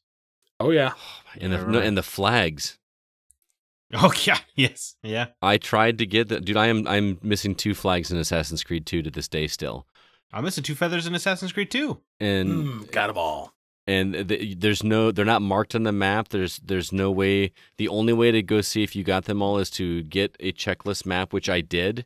And I went through and got every single one and verified with each viewpoint that on this map where they were.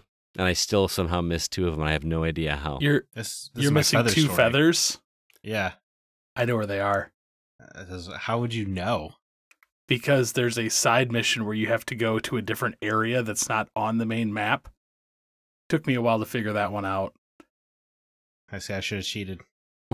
So I tried to cheat. I literally had a piece of paper that I was crossing them off as I went through them. I remember that because there's a star. Like if you bought the Assassin's Creed 2 guidebook, they have a map that folds out and has all the feathers on it.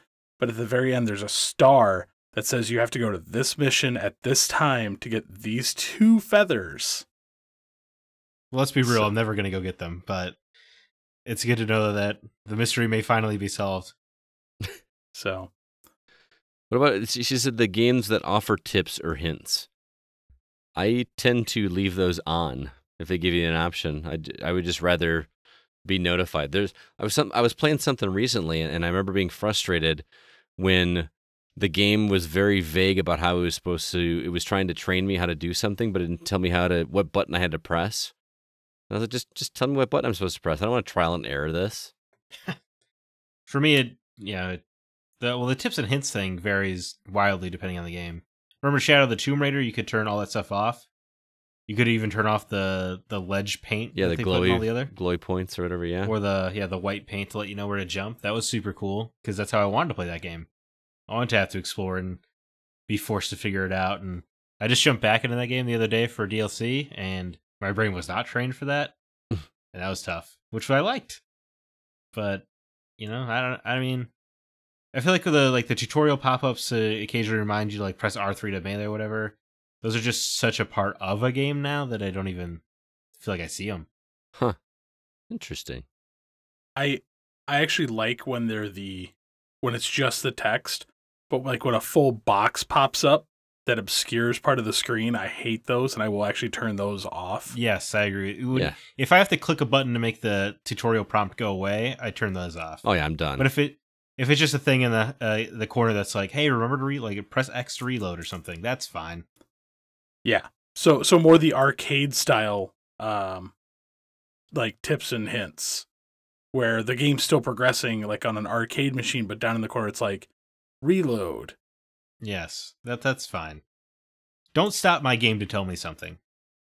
Yeah. And don't have the NPC constantly say over and over again, come on, Laura, we gotta go this way. Hey, Laura, remember, we gotta go this way. Especially when the game has collectibles in it that you're supposed to be looking for.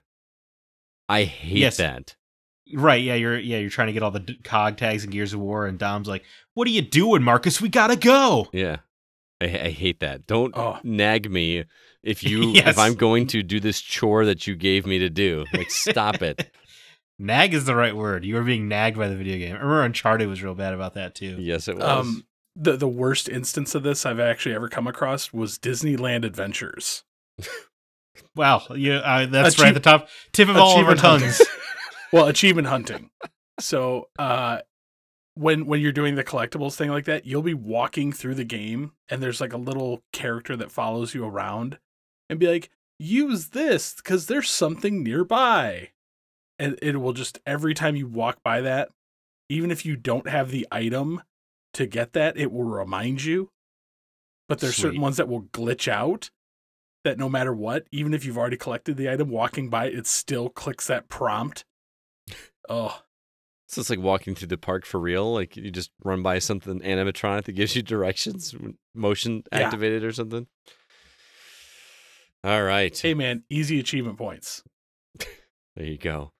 I think I am up, or did you guys all go? Yes? You are up. All right. Alicia Deadleedy, if you had to pick a game in your favorite franchise to start someone on, what would it be and why? Because I've never played a Zelda game until I just started Link's Awakening, and I love it. Boy, which Zelda game would I recommend to start with? Zach, stop thinking Majora's Mask, because that is not a great barrier of entry. I would never give anybody that as their first Zelda. As much as I like Link to the Past, I think Ocarina is the best place to start for a Zelda game. Ocarina is the correct answer for Zelda is Ocarina. And Alicia, if you have a 3DS, you can play that on 3DS, and it is a much better experience than the original. I was reminded this past week when CB and I were at Open World Gaming for Retro Night how much the Ocarina on the 64 does not hold up graphically. It's looks pretty rough. Yeah, but if Alicia, if she's going into Ocarina of Time, she's aware that it's not going to look good. Right, but if you can go ahead and play it looking much better on 3DS, why not do that? Yeah, fair enough. But Ocarina is the definitive answer here. Yeah. And CB can't answer because he's not played either. So nope. He's played the first and the last ones, and that's it. No, he's played a good chunk of 2 now. Yeah. And Link to the Past. Yeah. After you play Ocarina, play Majora's though, because it's the best one. It's just not like any of the other ones, so it's not a good first choice. Breath of the Wild is also a great starting point, but just know that you're not getting the traditional, like the 20 Zelda games that came before. Do not play like that one. Right. Plus, it's going to take you over 100 hours. Yeah. They're very good 100 hours. They're very good, yes. And that last hour is terrible and ruins the rest of the 100. But until you get there, it's great. So I think that was my favorite franchise, so yeah. What about you, Zach? Oh baby. Play Arkham Asylum. That's a good first. Yeah, I jump in there. That is a great series, and it's a great game. It's a very... I like that. I feel like that gives you a good taste, and that to make it sound like it's a small game, but it is smaller than City, I think, by good margin. And I think for what it's worth, if you're playing games for story, the Batman and Joker dynamic is such a strong through line for that whole trilogy that it really does. It pays off dividends if you see how they start it. And boy, does that game play incredibly. And there's not an overwhelming amount of challenge maps, so you can just jump in there and get your toes wet. That's a very good game. All right. Yeah. What about you, CB? Which Fallout? God damn it! How did you know? New Vegas. No. Interesting. 3 seems like the right answer. Yeah. I have a reason for this. I mean, 2 is the best one. If it says if you had to pick a game in your favorite franchise to start somewhere, what would it be and why? New Vegas, because then you get the worst one out of the way. The worst one? No, man. If you're, I like 3 and 4 way better. Okay. Yeah, but you're not going to turn anybody on. They're not going to get to 3 and 4 because they're going to be so turned off by New Vegas. No, there's enough. But one of the reasons so many people don't like New Vegas is you just came off of 3. 3 was so good that when you compare it to New Vegas is not good. I think the trouble with New Vegas was that it was 2 years after 3, which was already like a 100-hour game and had DLC for the entire year afterwards. Yes. That it was hard to convince yourself to play another Fallout. I think that was New Vegas, but I feel that game seems like it's has a Wind Waker effect where people liked it more as the years got away from it. Yeah, I actually occasionally will pop that game in and still do some of the side missions. I still enjoy it. Overall, the story wasn't as strong as 3 or 4, but it was still a solid enough entry in the game series. But I feel I would say start there, then 2, 3, 4, and if you're feeling froggy, 76. I do highly recommend Fallout 2. If people jumped into Fallout at 3, 2's worth going back and checking out. Just know it's old. I'm actually really excited because supposedly it's been announced that there will be a Fallout series collection on Xbox and PlayStation coming. So I would love to replay Fallout 2 on a console. It'll have Fallout 2, Brotherhood of Steel. Like it'll have all of them. So it was basically the same collection that came to PC a few years ago. Yeah, I remember the GameStop exclusively sold it in a nuclear bomb case. Yes, so same thing, but it's coming to console. So I'm really excited for that. I did not hear that. I would play that because CB bites at all exciting rumors. We know this. Yep, I'm when it comes to game releases, I'm gullible as hell. But if it is true, that would be incredibly cool. Man, I know you'd be all over too. I would love, and I would love to have an excuse to replay New Vegas. I have bought New Vegas, I think 4 times now, and have played it 0. So there you go. See, New Vegas. So that's my choice. I can't wait to one day play New Vegas. What a great starting on point. What about, do you think Fallout 4 is a good jumping on point? Yes. Like you could skip past 3 and just go straight to 4? I believe you could, but it would be very hard to go back to 3 just because of the graphics change. I was going to say 4 is a prettier game, but I like the story better in 3. Yeah, 3 has the far superior story, but 4, the mechanics feel tighter, the graphics are way better, but the story is weaker. That's an interesting point I hadn't considered. If you're introducing somebody to a franchise, because if you go too new, they're never going to play the old ones because they're like, eh. And see, that's why I feel New Vegas is a good spot because it had a different engine than 3. So right, yeah, that's interesting. Because I would want people to play through the first Assassin's Creed, but it's going to be tough to convince them to do it after they play 2. Yes. So if it was Assassin's Creed, you just bite the bullet, play 1. Yeah. Yes. Or skip 1 and go to 2. No, I think 1 is better than 2 overall. You're wrong. Story wise, I still love 1. Oh, I love Altair is a better character. Well, let's go into the Assassin's Creed discussion. Oh man, we could. The first, I like the first one was where they tried the hardest to be historically accurate and make you feel like an assassin. Because you had to do the recon on your targets and stuff like that. Whereas 2 turned it into like an action movie, which is fine, and I love 2. It's great. But there was something special about what they were trying to do with Assassin's Creed that they gave up on immediately after that game. Because everybody complained about it in the first one. Yeah, you're right. And it was repetitive. There's no getting around it. But there was, like, all of the people you kill died or went missing in 1191. And you play as a member of the Assassins, but, I mean, they're based on the real-life assassins.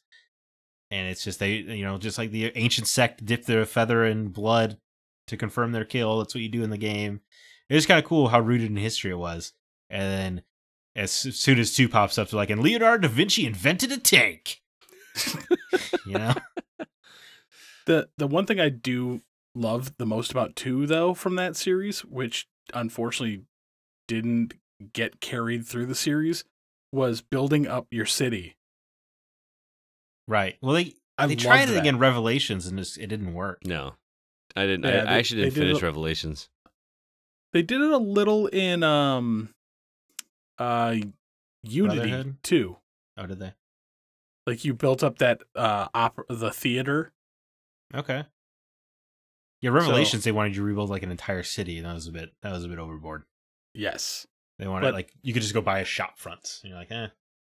I liked when they actually had that in the game because I loved walking through those cities because they actually did put a lot of time and effort into rebuilding some of the city streets. You're right. At least up until 3, all the cities are rebuilt using period accurate maps. Yeah.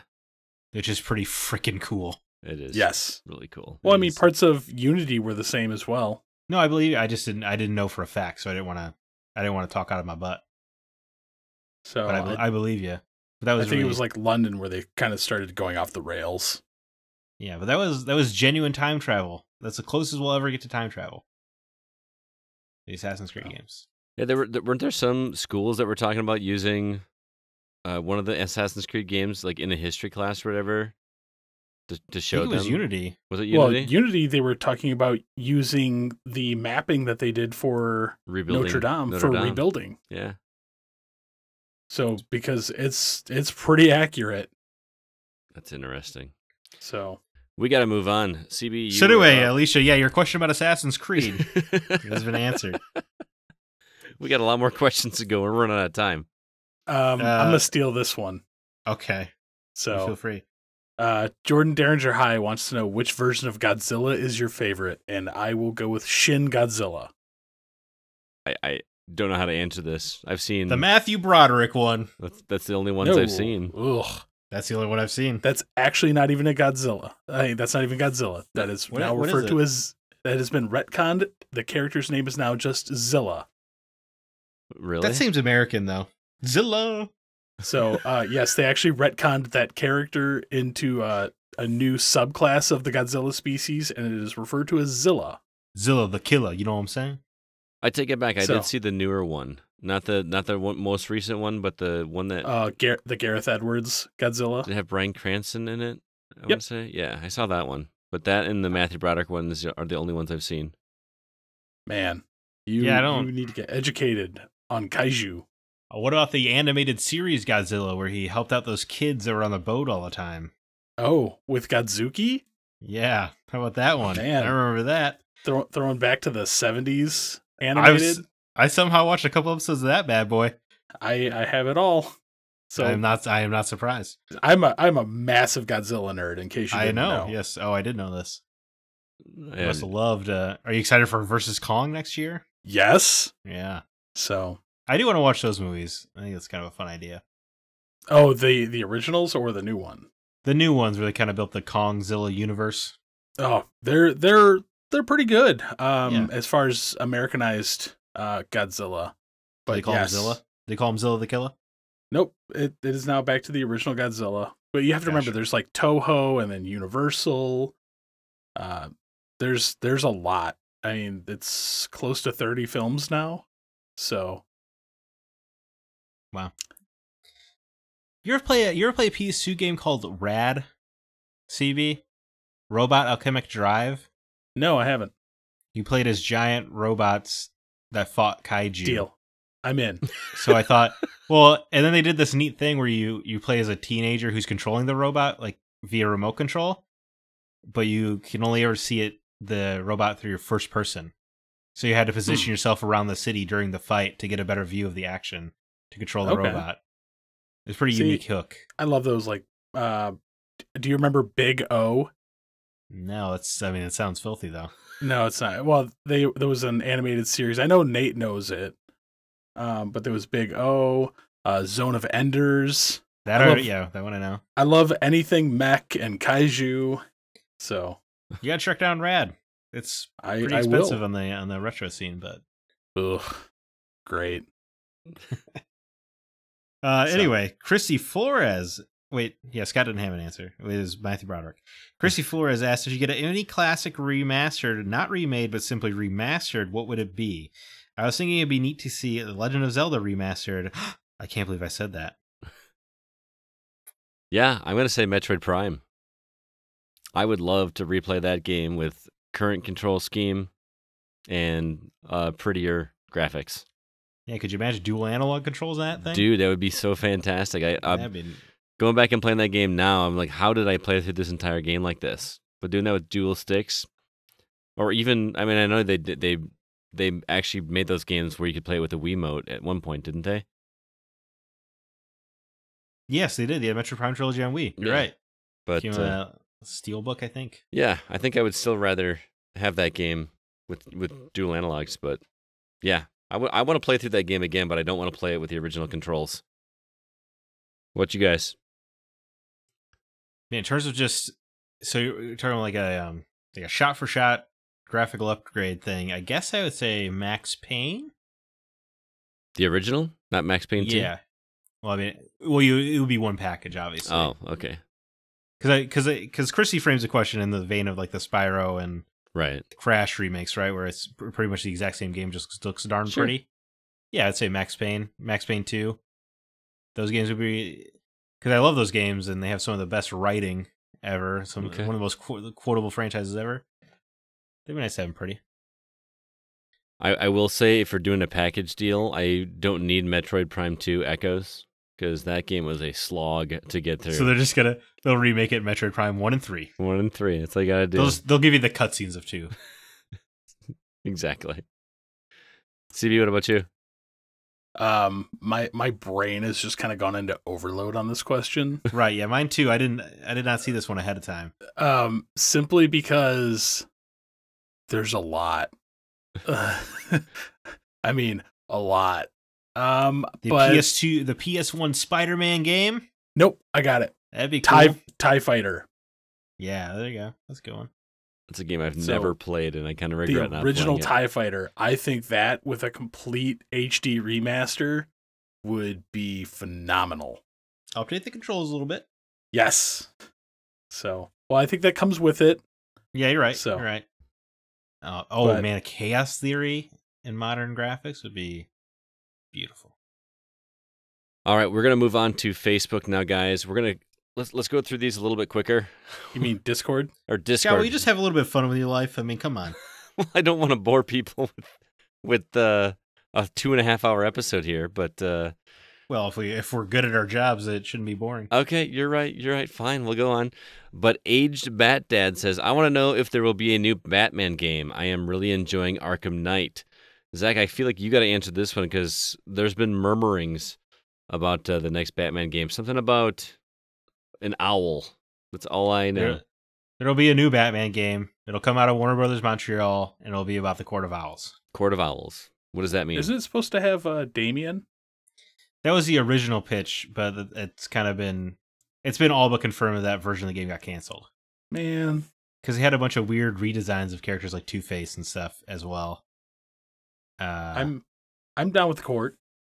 Yeah, the Court of Owls are a secret organization that were introduced not too long ago in Batman, and they've been kind of running Gotham from the shadows, which means that Batman has only...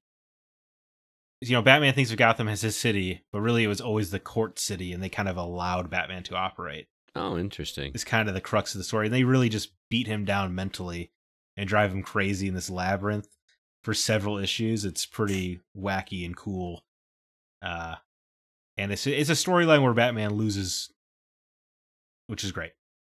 Because he doesn't often... Plus Talon. Yeah, Talon, he's quite a combatant. I don't want to give away his identity in case it's in the game, but it seems pretty obvious that's where they're going. The question remains: will it be in the Arkhamverse, or if it'll be, like a new continuity, which is what I would prefer. Well, I mean, I was actually just reading something on it yesterday, and I think they said that they're still planning on doing it in the Arkhamverse. Which I'm okay with. I'm okay with it. It's just you've burned your Bruce Wayne then. Well, you should know better than anybody. Nobody's ever truly dead in comics. You're right. No, I don't think he died. It just seemed done with the cowl. I'm trying to think about this perfect world where Rocksteady is putting out a Justice League game soon, and you would want Bruce Wayne in that game. I'm just really trying to think of a cool way to, because with the court having all the games previously tied together somehow. So yeah, well, it would be cool if the court, like everything that ever happened in the Arkham games, because the court is such a powerful organization, they could have orchestrated everything and stuff like that. That would be cool. Yeah. That would explain how Arkham City ever got approved in the first place. Because, boy, what a terrible municipal decision that was. You're not wrong. So, all right. So, Thomas Bex, if you were the main character in a computer game based on your life, what would the goal or story be? Man, this is easy. It would be called Game Quest, and my character would be going around the world hunting down rare games. Pretty much. That's a pretty sweet. You can make that be a 2D platformer. Yep, I probably would make it that way too. Yeah, at the end of every level, you'd beat a Mega Man boss, and he pops out a little Samson cartridge. No, actually, I'd make it a little bit further than that. It'd be a hub and spoke game like that, but you'd have to go through different generations of games, like an 8-bit one, a 16-bit one. Oh man, this is a really good game now. Yeah, I actually think that would be kind of fun. Yeah, now I'm sold on this game. You find me a developer, we got a game idea. The Gaming Outsider presents Game Quest. I was thinking a little bit more on the nose. You know how there's a game dev story is a thing? Yeah. Podcast host story. That's you? Try to survive.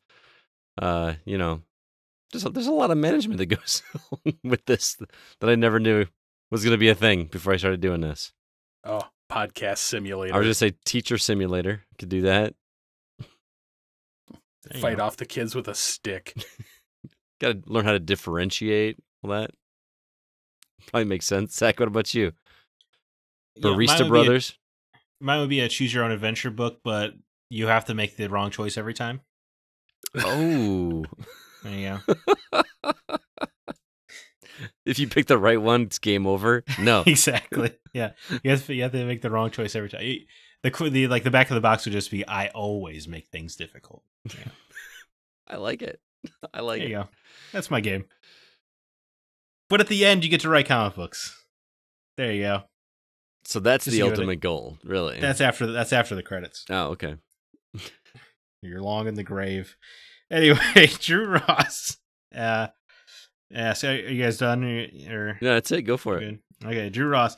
With the new Joker film turning out good, what comic book villain that we've seen in film before would you like to get a standalone origin film, and what actor would you pick to play the character? Oh, man. Well, I don't know. Sinestro. That would be the dream. And I'm guessing Mark Strong. You just bring him back. I mean, he's pretty great. I mean, he's the hero of his own story, like the best villains are.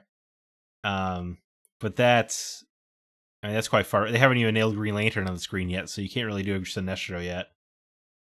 But what Drew kind of specified, like you've seen in a film before, and Magneto came to mind because Magneto's right. Yeah. So he's the Malcolm X of the metaphor. But he's been done twice already. Would you want a third iteration? Well, you haven't seen a movie called Magneto. Oh, just like a standalone? Okay, I see That's what I said. Standalone villain movie. I mean, my dream would be Sinestro. I'm just trying to be realistic here. Would you get, what's his name to still do it? Why can't I think of his name? Fassbender? Yeah, Michael Fassbender. Yes, and I would let him know that this is a drama, so you can go into good acting mode. Because Fassbender has two very different camps. He either cares or he does not, and you can tell. I'm still a fan of Ian. Well, sure. So, but I don't want the movie to be Magneto in the retirement home. True. He's floating his own wheelchair. That would be cool. Just spinning in circles. That'd be awesome. Let's see. GamerDad03. What game that has been released? Did either of you give an answer? I don't. Well, Scott doesn't read comics. Right. I would actually go with either the Riddler. Okay. Oh, I do like that one. I would like to see a good version of the Riddler. I have no clue who I'd pick for that. DiCaprio. Benedict Cumberbatch. No.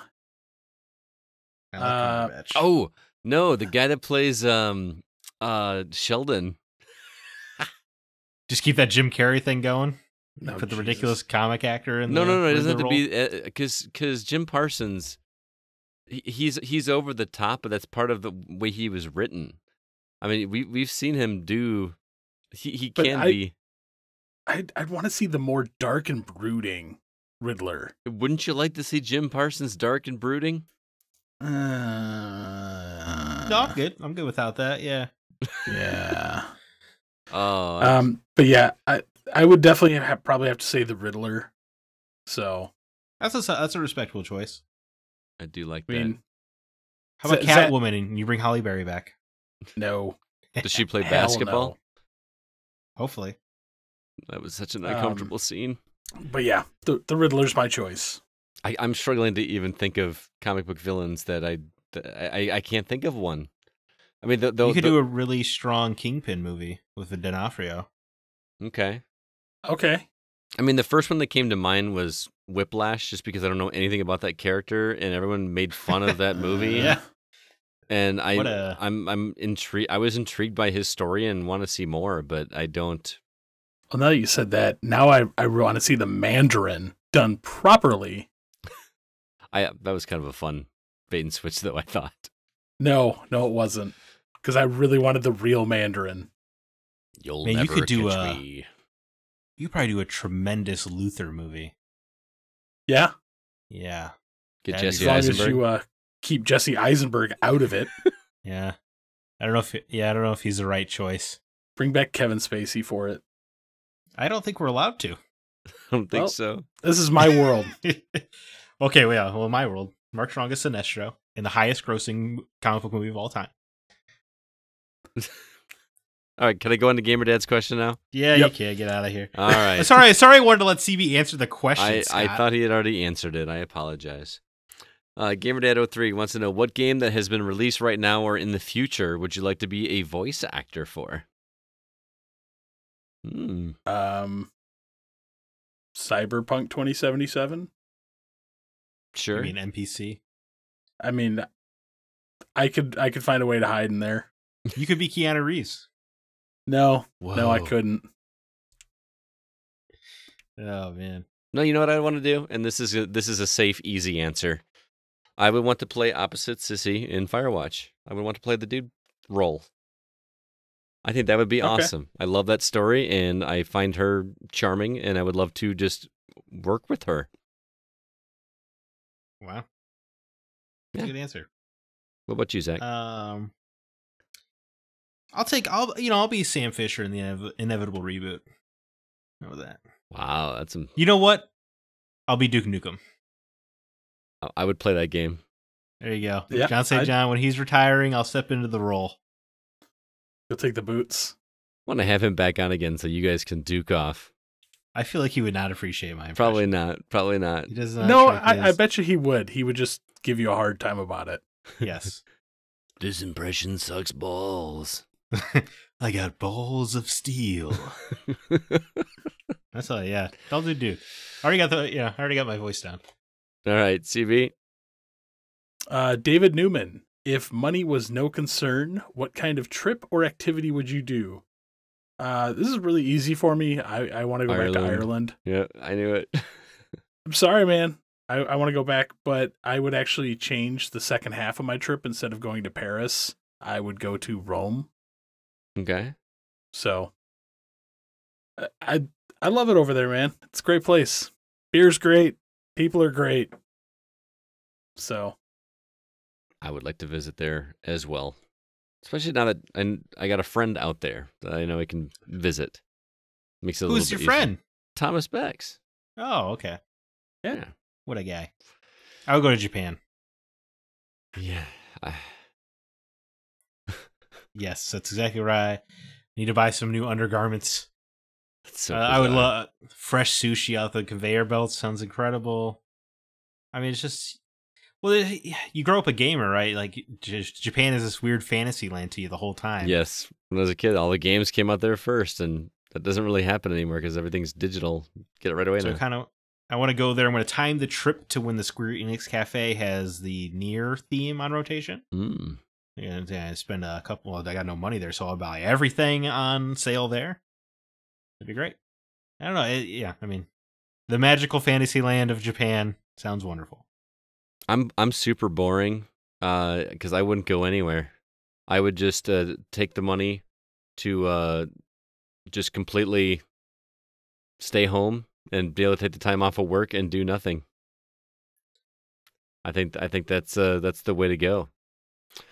But if I had to travel somewhere, I would probably pick Hawaii. I went there for my 10-year anniversary, and that might be my favorite trip I've ever done. What a gorgeous, gorgeous place. And the food, I'm not usually a big food guy, but it was outstanding. I think I had fresh tilapia or something, and it was the best fish I've ever had. Psyche Nonez asks, for the comic book nerds, who is the best Green Lantern in your opinion? I'm a John Stewart fan and hate Kyle Rayner in any form. First of all, let me just say I'm excited I get to talk about Green Lantern on the show. There's never a reason to, and it's the thing I love more than anything else in the world. I'm going to go take a nap. You may as well, Scott. Yeah. So the correct answer, Hal Jordan is the best Green Lantern. He's my favorite Green Lantern. He is my favorite character in fiction. So I gotta say Hal Jordan. I'm probably gonna be in the same camp as you with Hal Jordan, just because I like his character more, with the redemption and everything. But it's Green Lantern. I mean, are you talking Earth Green Lantern or other Green Lanterns? Because there's many. What's the beauty about Green Lantern, right? There's 7,200 of them. And what I like about Green Lantern is that I think all the Earth Lanterns are pretty good, actually. So, I mean, it's not... John Stewart is great.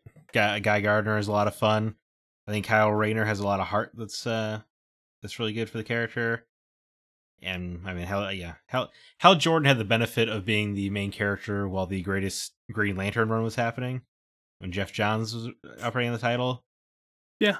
So he's alive for the best year, and his relationship with Sinestro is my favorite relationship in comics. I love Hal and Sinestro, so that's why he rises to the top for me. But I think John is great. I love when he has adventures in Green Lantern Corps.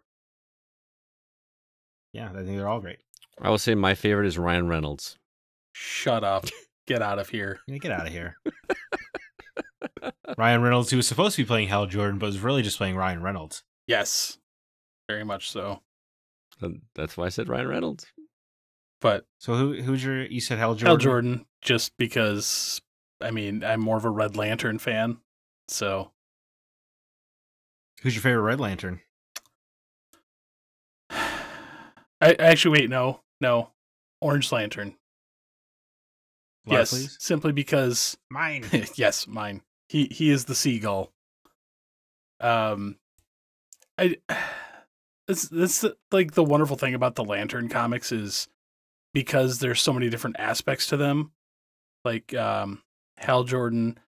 God damn, the name is slipping me for the main Red Lantern. We just talked about this like what, a week ago? Atrocitus. Yes, Atrocitus.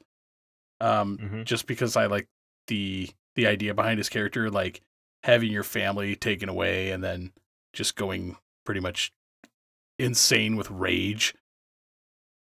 Yeah, it's pretty great. So he's a Punisher on a cosmic scale. Yes. Yeah. So Bleeze is my favorite Red Lantern. She's great. Okay.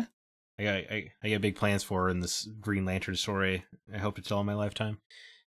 But I don't know, Green Lantern has if you haven't ever experienced Green Lantern, people out there, give it a whirl. It is I describe it as Star Wars meets Lord of the Rings plus superheroes. I can give you that. That is my pitch.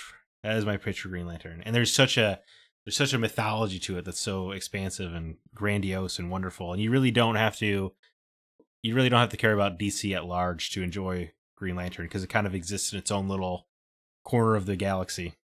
Yep. So remind me after we get done recording. I have to get some more comic book recommendations from you. So no problem. Is it time for me to wake up yet? Yep, it is. All right. Keep sleeping. We got time for one more question. It comes from Lala Merwaffle. Did I pronounce it right that time? I think so. Lala Merwaffle. He says, what is your most unusual / unexpected hobby you'd pick? For me, I think the weirdest thing I've ever collected was Matchbox cars. I still have my Matchbox car collection. Okay. You guys have any unusual, unexpected hobbies? Most people don't know this about me, but I really enjoy target shooting and sailing. So I'm sailing. I own a boat, man. So he owns a boat? Yep. I didn't know that. Got a 17-foot Hobie. Wow. I did not know that about you. Zach? I don't know. I guess I collect packs of trading cards. Like I guess unopened? the weirdest thing. No. I was double checking. They're actually right here on my wall, but I have them. I have them even framed and stuff. I like my favorite decks of cards. I got just different themed ones or different. If I travel anywhere, I try to pick up a deck of cards. I got these pretty nice decks of cards of Kylo Ren and Boba Fett, and they're in little tin cases that are pretty neat. Nice. Oh, like you're talking like 52 like poker cards. Yeah. Okay. Right. Yes. Yeah. Themed decks of playing cards, and I got a Green Lantern deck, an Aquaman deck, Spider-Man, X-Men. That's cool. So I guess a Dragon Age. I got a Dishonored set. I have one of my weirdest ones is from the video game Gun. I love Gun. Do you remember Gun? Oh man, that was a great Western. Love that game. They did a weird pack of playing cards for that. Ooh. We got a Mass Effect deck. I have one I'll have to add to your collection. I have an extra Fallout New Vegas deck. That would be cool. So that came with the collector's edition. I would love to have that. I paid a generous amount of money for the Red Dead playing cards. Ooh. Because they are in demand. Because Nice. they only lived on Rockstar's store for like a few weeks and then they pulled them. But I have those. So yeah, I guess that's my weirdest one. I have one more. I don't know if it'd be considered weird or unusual, or even if it counts, because I've only got 2 so far. But my wife and I, it's interesting because we're doing this together. My wife and I have decided that before we die, we want to visit every NFL stadium together and go to the gift shop or the pro shop or whatever and buy a shot glass from every stadium for every team. So we're gonna go through and do that. It's kind of a fun one to do together. Just be like, hey, we've been to all the stadiums. Yeah, that's really cool. Yeah. I bet all those gift shops have themed playing cards as well. Would you like me to get them for you? No, that's quite all right. I don't need them for the stadium. I'm just saying, like, that's one of like people go places to get shot glasses or their tchotchke, their keychains, their souvenirs. Right. Mine is the playing cards usually. There you go. Well, that's going to do it for the questions. Thank you so much for all the submissions. There was quite a few of them this week, and we got through all of them. I want to say hello to some new Facebook members that can be found over at facebook.com/groups/TheGoCast. Let's see, we've got Eric Milch and Vinny Schwartz. So I hope you guys are enjoying it over there. Also, Discord members, there is a link in the show notes if you'd like to join that community. We've got one new member over there, Kyle Wen. Welcome over there as well. We've also got a couple iTunes reviews. The first one's actually an updated review. A guy by the name of Scar updated his review, and he added at the bottom of it an edit point that says, "The new cast is phenomenal. Keep up the amazing work, Go Crew. Congratulations on putting together an amazing con with R2V2. Keep keeping together in an awesome community and making outstanding content. I love you all. I wish I could rate 1,000,000 stars."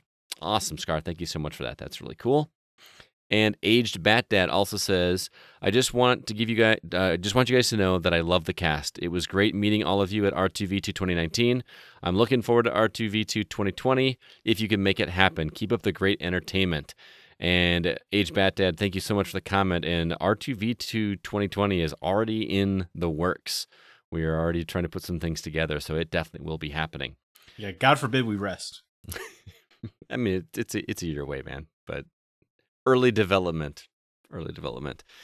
Also, we got some written reviews over on our website, which you can find at thegamingoutsider.com. Thomas wrote a review on the DLC for Mutant Year Zero. It's called Seed of Evil. Also, we got a video review of The Walking Dead Telltale's Definitive Edition by Rel on the site, and my written review for Tetsumo Party, which I talked about on this show a few episodes back. I finally got my written review on there. Also, we've got a brand new contributing writer that joined the team. His name is Spencer Cushing. We met him at R2V2, and he expressed interest in being a writer, and so we've added him to the team over there, and he'll be having some reviews here in the next month or so, so stay tuned for those. But in the meantime, let's go ahead and jump into the games we've actually been playing.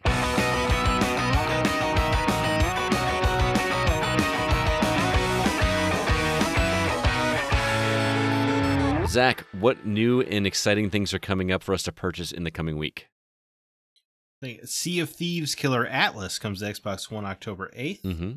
That's an MMO pirate game. The Sony's newest exclusive Concrete Genie comes to PS4 October 8th. That's one you and I played at E3 a couple years ago, isn't it? We did, yeah. It was a cute little, almost a little action platformer, but it's all about spray painting and stuff. Yeah. It's really nice. I like when Sony does things at a little bit of a smaller scale every now and again. Indivisible, the new game from the Skullgirls developer, comes to PS4, Xbox One, and PC October 8th. This is a interesting combination of Metroidvania and turn-based RPG. I'm sold. That sounds cool. That I also played a couple years ago at E3 with one of the hardest boss battles of the show, for sure. They did not hold your hand there. Then Bithell Games' new title, John Wick Hex, comes to PC and Mac October 8th.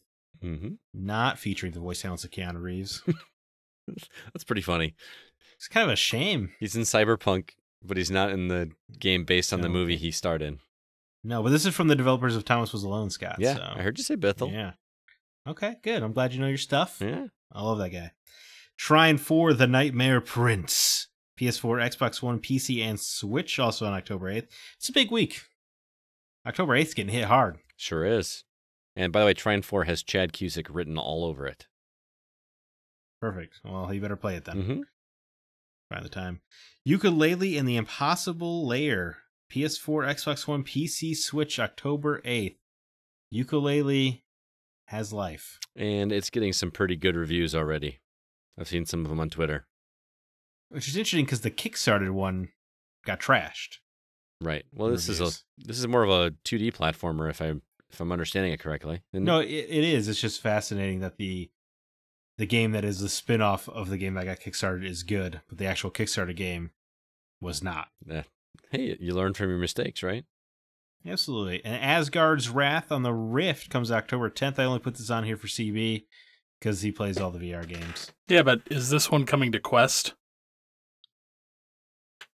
I don't know. Womp womp. Do you not? You don't mess around with the original Rift anymore? You're too good for it? I don't have a Rift. Oh. Okay, never mind. I'm sure it's on... Why wouldn't they put it on Quest? Come on.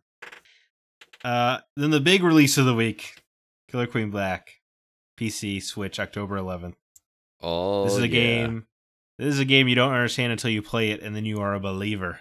And you're a test to that too now, aren't you? Right, yeah, because I used to complain about how everybody who played Killer Queen Black was like, you gotta play Killer Queen Black. And then I played it, and now every time I talk to someone, I'm like, you gotta play Killer Queen Black. Yeah. It's really good. Can't wait. Killer Queen is tremendous.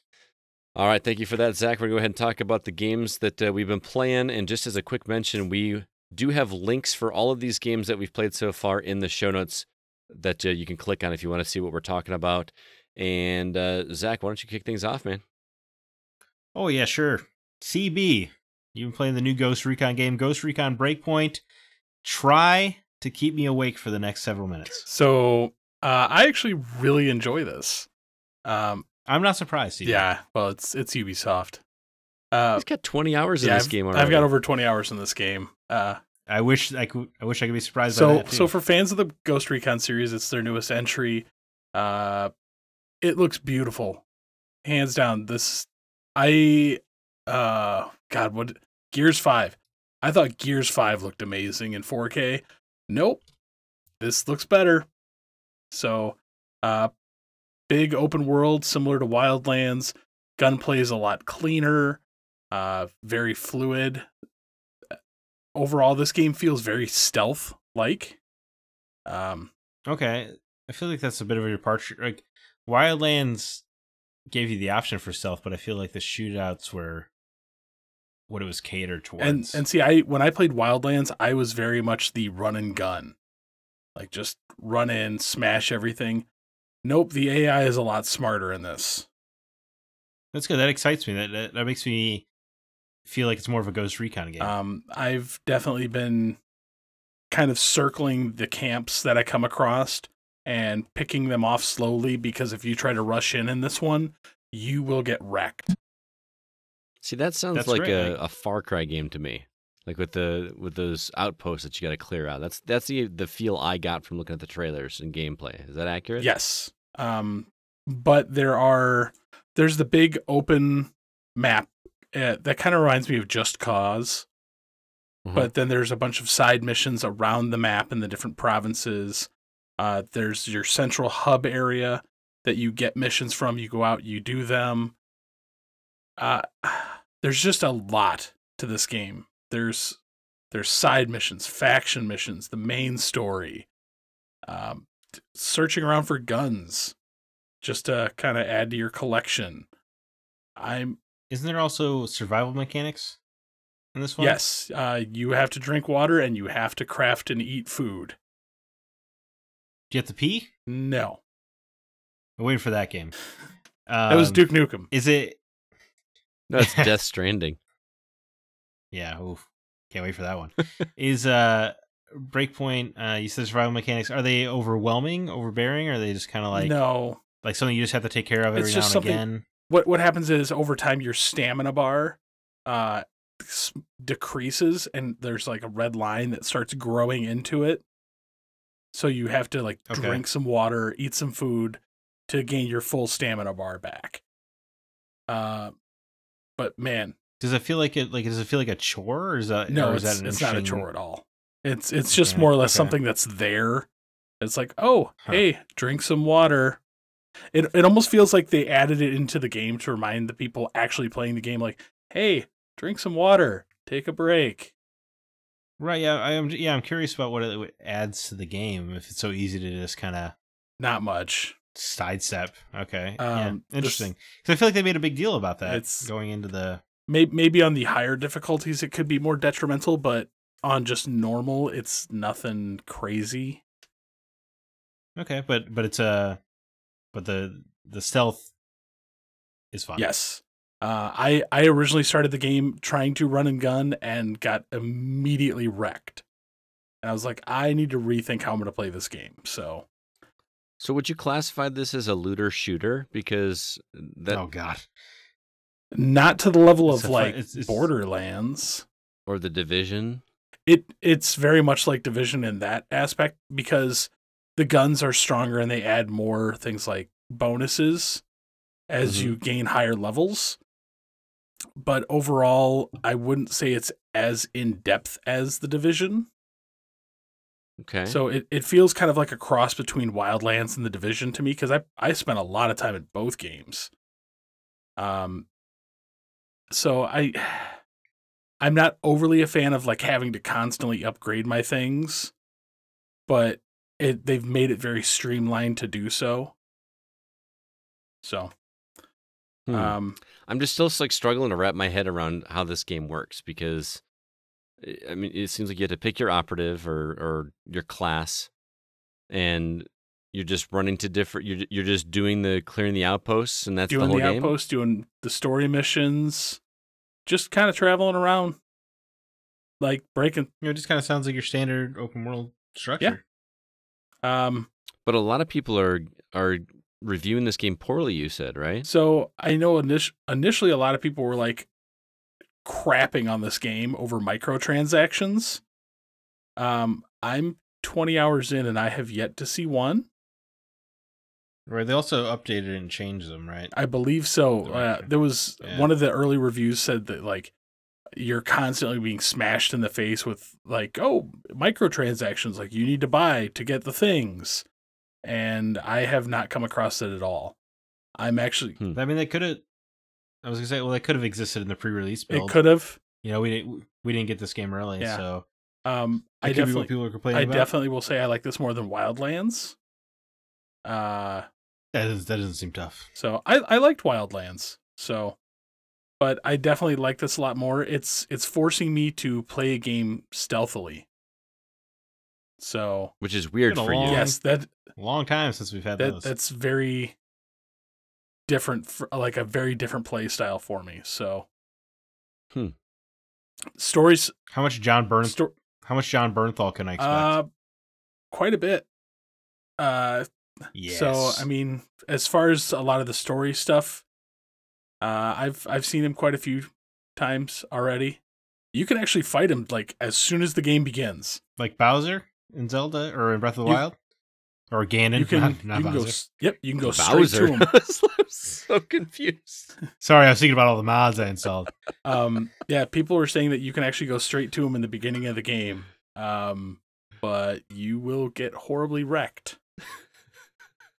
Okay. So I totally want to play the Zelda game where you play Bowser the first 10 minutes. That'd be cool. Where you fight Bowser. well, you can. It's called Smash Brothers. Nintendo game. That's not what I mean. I don't want to play that game. So I think this is probably a stupid question considering you put 20 hours into it, but do you recommend it? Yeah, I do for definitely people who like shooters with big open world environments. It's very pretty to look at. It's fun to drive around. Just be aware that the AI is not dumb. Do you have companions with you the whole time, Nope. like in Wildlands? Okay, I like You that. are by yourself. Yeah, just you versus John Bernthal, Yep. baby. They definitely try to push play with a friend. I was going to say, this is a big multiplayer focused game. Yes, So you can build your squad of friends and go around and wreck together. So, But if this game is so stealth, I feel like whenever I play a stealth game with other people, there's always somebody that's going to make some mistake that's just going to let, and then that's you. that's usually me. That's going to just, make all hell break loose. So, And isn't You that know what you frustrating? it can be. I unfortunately have not played with anybody yet, as much as I keep seeing Patrick Klein from the EXP cast pop into my game. Because while you're in the main hub area, all the people that are online near you appear in that hub area. Oh, cool. So I was walking around. Oh, very Dark Souls. I was walking around and I just happened to walk right past Patrick. I'm like, I took a picture of him. I'm like, look, I found you. But once You said a wild... yes, a wild Patrick you Klein say? has appeared. Yeah. But once you actually get out into the game, there's nobody but you unless you bring them into your game. Interesting. So All right, that is Ghost Recon Breakpoint, which you were playing on Xbox One, but it's also available on PS4 and PC, correct? yes. All right. So How can they make 2 Ghost Recons in like 3 years, but they can't put out a Splinter Cell game? just What's going I on? don't know, man. But speaking of what's going on, tell me about this Apple Arcade game that you've been playing. What the Golf? Oh, what the golf? What a game. This game's awesome. I love this game. I mean, I'll give it credit. It's got a good title. I did not want to download it because it looked like it was trying to be funny on the App Store thing.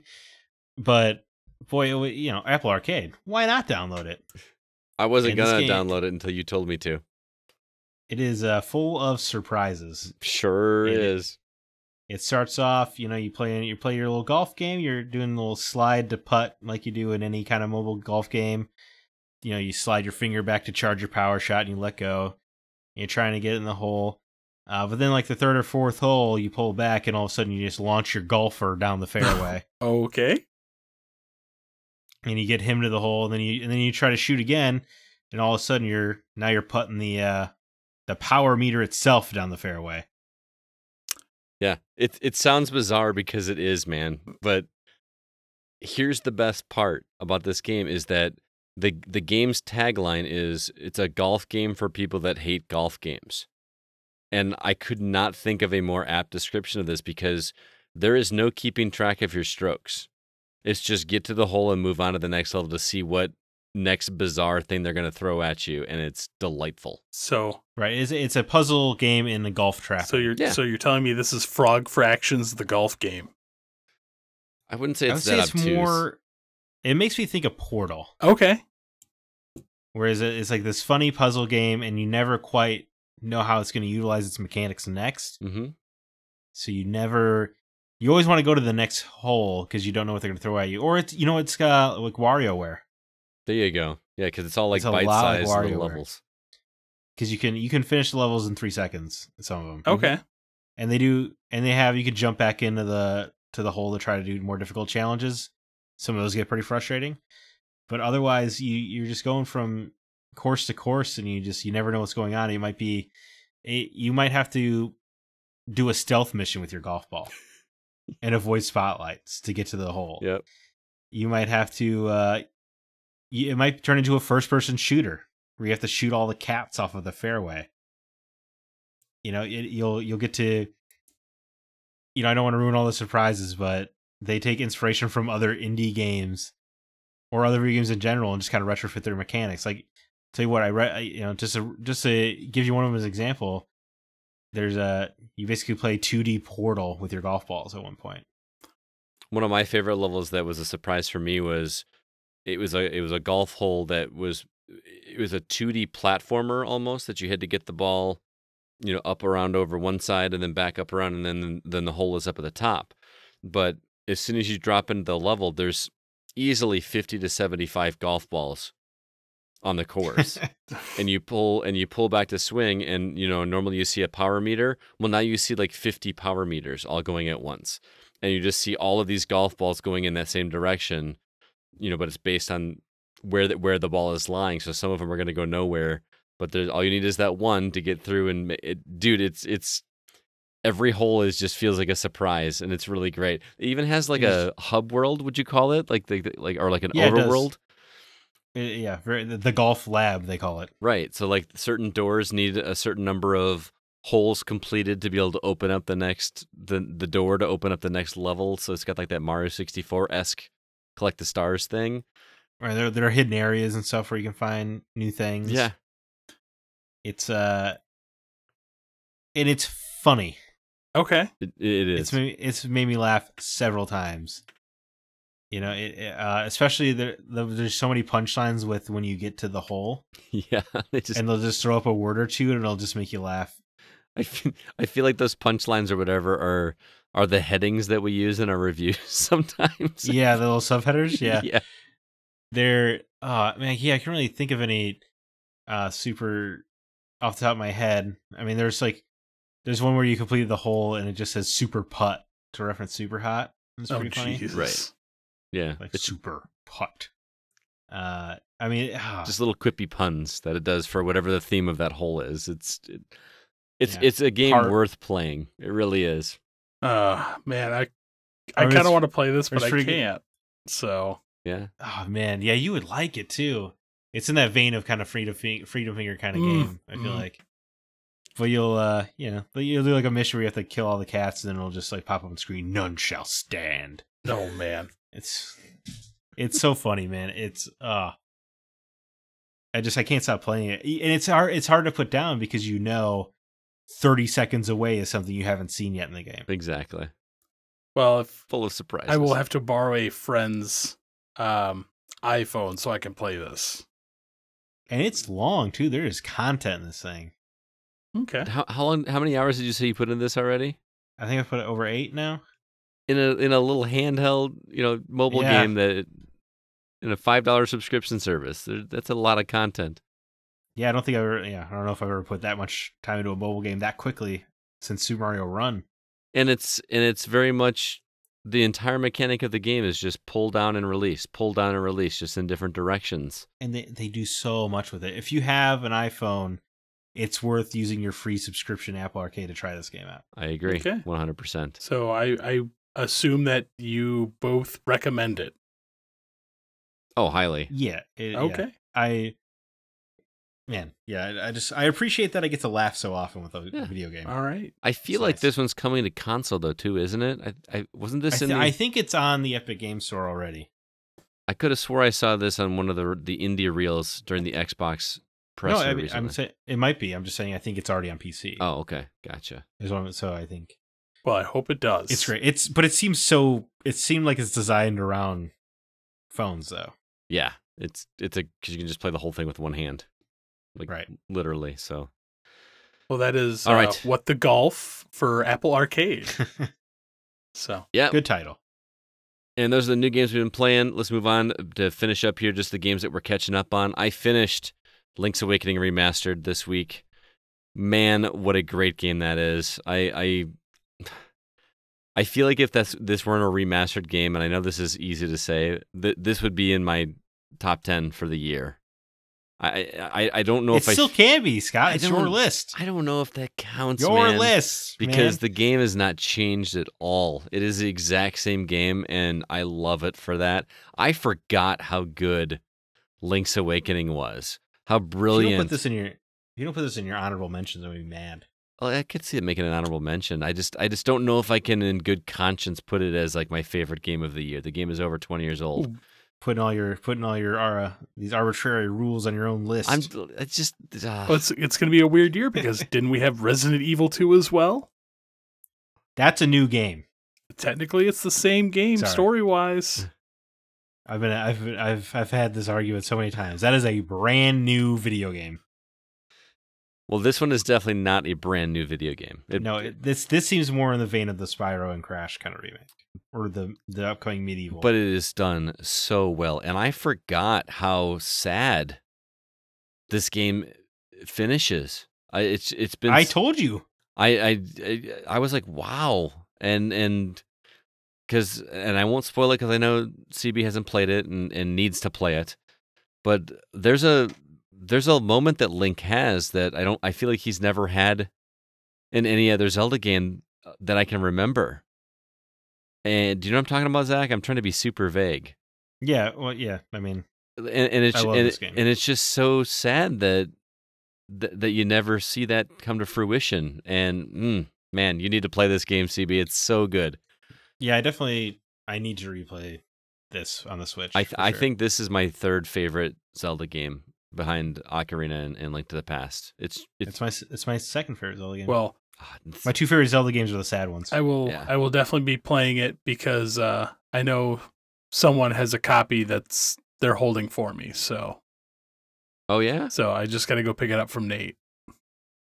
Nice. Oh.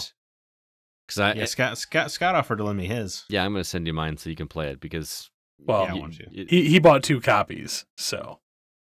Well, I bought 3, but. Well, that's because you're a Zelda dork. Well, Christina got one of them. I didn't realize I already bought the Dreamers edition, and I didn't know how rare they were. So I bought one thinking that if I didn't need it, I would flip it. But Christina wound up needing it, and I got that European version. I don't know if you saw the pictures with the steelbook. Oh man, you open it up and it actually has like the green screenshots from the original Game Boy from the game. That's really good. Man, what a beautifully crafted and thought out game, just all around. The item trading sequence thing is just so cool. It's at its best in Link's Awakening. It's just fantastic. And some of those puzzles, I don't know how I figured them out when I was a kid. Some of that stuff, just to like even to the path you have to take in order to get to the final boss is a little obtuse. It's crazy. I love this game. So Legend of Zelda: Link's Awakening, I can finally put it to bed and get onto some other stuff. But what a great and fantastic experience that was. What about you, Zach? Yeah, just I wanted to briefly touch. I played Call of Duty Mobile. Is that new, or has that been out for a while? No, that's new. That's brand new. And you said it's not terrible. No, it's pretty fun. Yeah, are you playing it with like a controller? No controller support on this game. I think because if they did, then why would like a kid ever want to play the new Call of Duty? That's true. If they could just play a true to form Call of Duty experience. Okay. But it's pretty good, man. You just move around on the left side, you aim with the right side. The shooting is done automatically for you if you like hover over somebody for about a second or two. Oh, interesting. And it'll start firing, so you kind of just have to keep a beat on your target. Huh. There's the kill streaks are there. I'm having a lot of fun because I've played about 10 matches, and I think in all but one of them I've been the MVP of the match, which makes me feel pretty good. Nice. Bunch of scrubs out there. But it's all pretty intuitive. It's very fast, it reacts very quickly to your motions. And the matches are usually only like a 20 or 30 kill count limit, so you can get in and out pretty quickly. I've been having a weird amount of fun with it. And then I started playing What the Golf, and that distracted me. But I didn't.